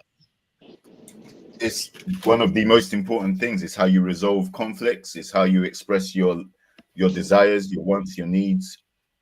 It's also how you you convey your thoughts and feelings about a whole range of different things that can impact your relationship. If you use the wrong tone, the wrong verbiage, you want to fight all the time, and it's not going to result in the communication getting you to where you want it to be, and you're not going to get the things out of the relationship that you're looking for. So communication is very key, and speak to the person in a way that you would want to be spoken to as well. Yeah, we heard that a lot with Chris, OG Chris this season too, right? The communication has to be the same styles, though. I don't think it's really. We keep hearing, "Oh, you're a bad communicator." I hate that. I don't think it's no bad communicators. I just think you got to align yourself with somebody, if that's your partner, who you communicate with in the same way. I've seen couples that never talk to each other, but they, by look or by gestures and everything like that, they're moving. They're moving smoothly. You know what I mean? They know what it is. It works. You know what I mean? So it's just who communicates with your style. But to say somebody, oh, you're a bad communicator. No, he's a bad communicator with you because maybe he's direct and you're not. Maybe you're direct and that person's more figure it out. You don't know me by now. You haven't figured it out. You have to dig a little more with that. With some women enjoy doing that, or some men enjoy doing it. It has to match. So I hate the fact that we're saying these people are bad communicators because they're communicating everywhere else. They're communicating with their kids. They're communicating their job. They're communicating with their friends. Like, it ain't no bad communicators. It just doesn't match your communication style. And they just don't want to communicate with you in a respectful way. They communicate. Yeah, they don't want to adapt to it and stuff because it's a lot of, you have to make those changes. Exactly. That's it's power. to me it's It's it's uncomfortable too, though. It is uncomfortable to make a yeah. communicational change with a spouse. I'm dealing with it right now. I have to do it, and I it, I'm dealing with it right now as we speak, and it's Ron, very uncomfortable. are you in your boss mode in your private personal relationship? Are you being too CEO ish with your No, other not at person? all. I'm dealing with a situation where the the communication that's coming at me is coming off as manipulative, and that's a trigger Mhm. for me because Okay. people in my life has been that way. You know what I mean? So I'm trying to adjust to the communication style, and the person like what gets communicate with me. I was like, well, it's hard for me to communicate with you because everything that you're throwing at me is coming off like this, and you're doing it subconsciously, so you're not even recognizing it. So we can't Mhm. even fix the problem because you don't even know that you're doing it. Mhm. And now I'm Mhm. trying to adjust my communication style to kind of adapt to what's going on in a situation that's very hard to do.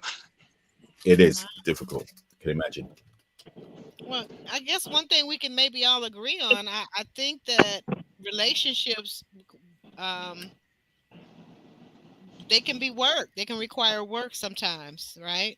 They can require a certain determination or stick to itness that we need to have. That we resolve that I'm going to be with this person, and I'm going to do everything within my power to stick it out with this person. And that person, has made that choice with you as well. Hopefully, right? Um, Mhm. that's really powerful. I mean, the communication style. Ron, when you were talking about communication styles, one of the things you said about people that don't even say without saying a word, it's a gesture, it's a look. I was thinking about how powerful dancing is between couples. That when you see these couples out doing the what do we call it here in Detroit? The stepping, the stepping, right? That these people, the men touch the woman on the small of their back, and the woman knows to go this way or that way. They practice. They look a certain way. They look at each other, and they're communicating without saying a word. Mm. So, I'm in a country right now. I don't speak a word of the language at all, and I've been communicating just fine. it's what? it's What? the way it's communicated. What are you doing? You showing them that $1 million megawatt smile of yours, and the ladies are like, "Yes, sí, señor, It's sí." not even a ladies thing. It's just how you carry yourself, your gestures. Music is powerful. It's a way to communicate through music. It's a way to communicate through gestures. It's a way to communicate through body language. That's usually 80% of the language they say of communicating is through your actions and how you carry yourself in your body. So it's ways to make connections and not always with communicative with words. Words is for information. If you got all the information you need and stuff, you really don't need to be speaking as much as we be talking. All right, be careful out here in these Colombian streets, Ron. Now, if you're gonna make me a great auntie again, I wanna know that I want to come to the wedding first, and then you make me a great auntie. All right? Nah, we're doing well over here. They know none of that. But I'm just saying that to your point, I do salsa dance. You know that, and yeah, Oh, that's right. No, Ron, I'm sorry. I absolutely forgot about the salsa dance from your season. You are right. I love that. That was one of my favorite parts of that season was the salsa dancing. Hey, yeah. So I whereabouts in salsa, Colombia? and yeah, you have to be able to communicate. Whereabouts in Colombia are you? Cali. I've been. I'm on my third city now. So I was in Cali, then I was in Cartagena, and now I'm in Medellin. Okay. Yeah, Cali's the capital for that Yeah, salsa yeah. scene. Cali was fun. I met some cool people there. Cartagena now is like I thought I was in Harlem. Women, if you're looking for your where all the black men at and stuff, I hate to tell y'all, a lot of them in Cartagena, Colombia. I Really? mean, I mean, are they born there? Are they American? no, it's just I mean, my whole plane ride over there was probably 80% black men from America, Hmm. and they're over there and they're spending money, and they are that's where they want to be at, and they're not there because they're really treating it like America. Like they're literally like I went to a bar there and they were talking to me like I was in like American club. Like there's a table minimum of students and this and that. And I'm like, what are you talking? Y'all don't even speak the language. Where's this Americanized stuff coming from? They are coming over here left and right. Mm. Well, that's a whole nother show.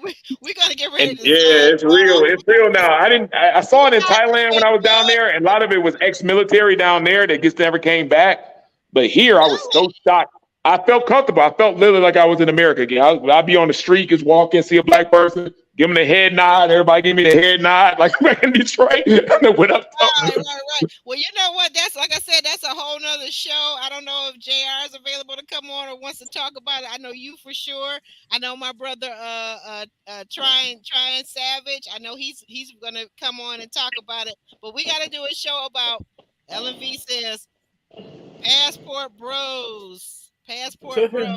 So that's a whole other show because it sounds like you got some insight and info It on ain't. that. But here's the thing, though. Like I know the category of passport bros and stuff and that, but these guys were different. These guys were the men that had the guys I seen in the airport, in the airplane, and in the club have no problem getting women back home. And they say every guy I saw 6'4", 6'5", look way good enough to be on Ready to Love show or any show they wanted to be on, muscled up and things of that nature, with money. Right. They're just here because they want to be. It's not because they have to be.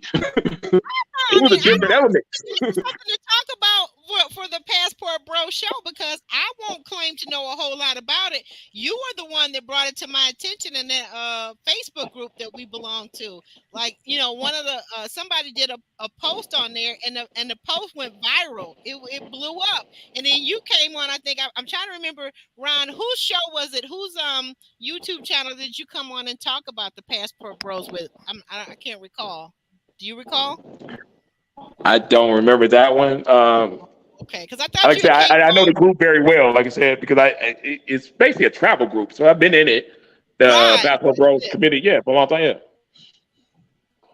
Oh, okay. Well, maybe you know what? Maybe in my mind, maybe I was always doing a actual topic about Passport Bros because I could have swore you were on somebody's panel. Yeah, I And you probably might have talked about it, but I mean, it's exceeding from there to now. It's a whole different ball club now. Like it's.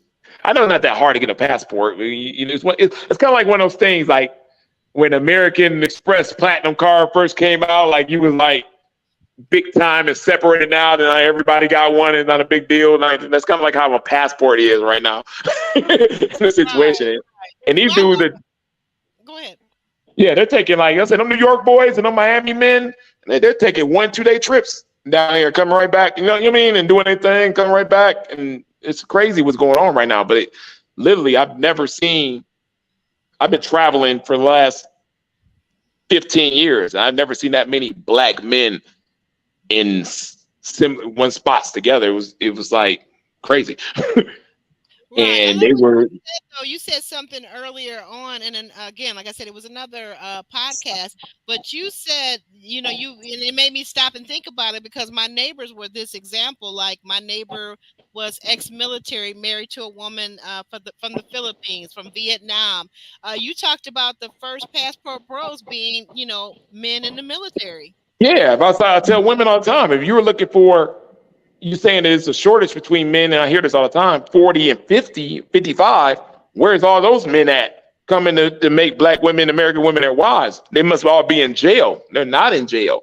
Those, No. they retired from the military at 40 with them good old benefits and that good pension and stuff like that, and never That's came right. back.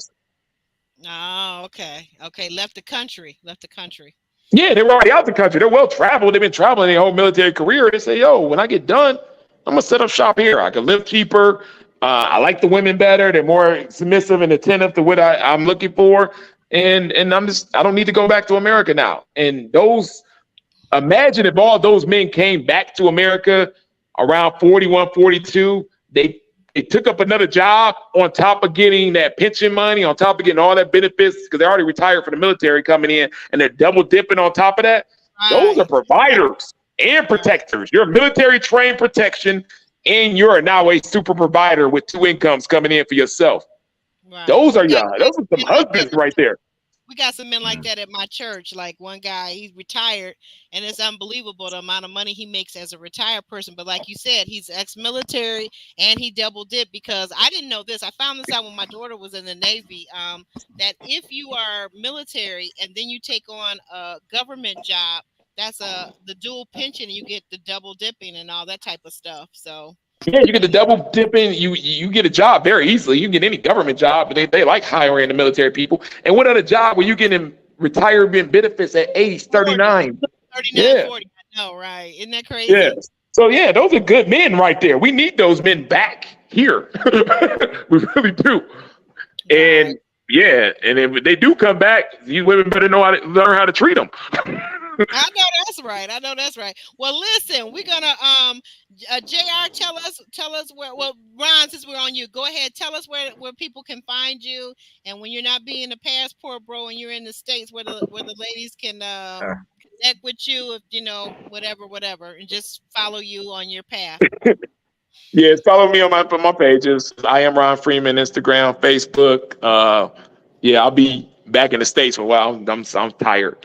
I'm done traveling. I've been gone the last three. I think the 3 Sundays in a row. I've been in a different city or What's up? something like that when I've done this. So People in the I did. I did background, it for Chicago last week. I did it from Vegas the week before for fight weekend. yeah, So Ocho on there with you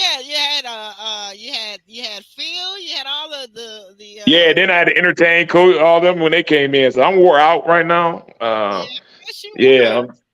yeah. So I'm gonna be Ron's gonna be at the house getting redecorating my house for the next 2 months, doing Oh, that type of stuff, domesticated stuff. So making it child friendly and whatnot and whatnot. Okay, all right, and thank you for that. I appreciate you being here. No matter where you are in the world, you always stay in contact and available, and that's what I love about you, Ron. You're a real guy. You're a real guy for real. And when you give your word, it really means something to you, and it means something to me. So thank you for that. Jr.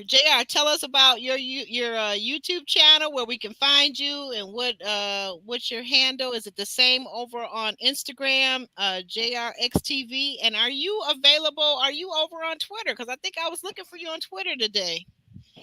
yeah, I probably opened a Twitter account years ago, but I'm not really regular on Twitter at all. Oh, okay. Okay. If you want to find me, I'm on Instagram, JRX TV, YouTube as well, JRX TV.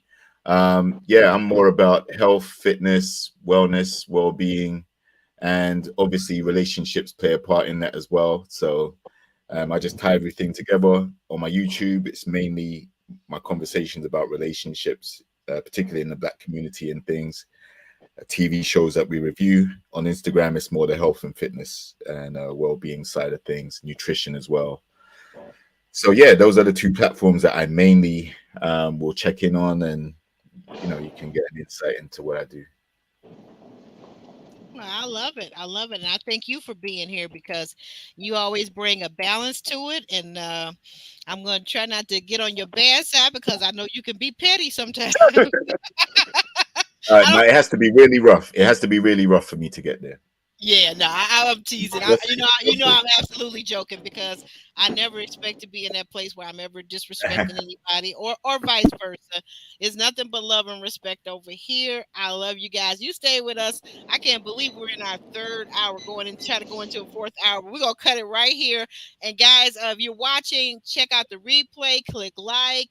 Subscribe to the channel, all that good stuff. Go over, subscribe to JRXTV. He's got a YouTube channel over there where he's focusing on Black love, Black relationships, and health and fitness on his Instagram page. Go check out my brother Ron over on Instagram.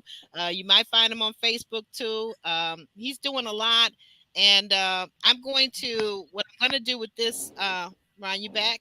What I'm going to do yeah, with video is thank you. What I'm going to do with this video is try to put the chapter in because at some point I think about maybe almost two 2 hours and 50-minute mark we got into just real conversation that wasn't about ready to Ready love, to love. right? yeah. Mhm. Yeah.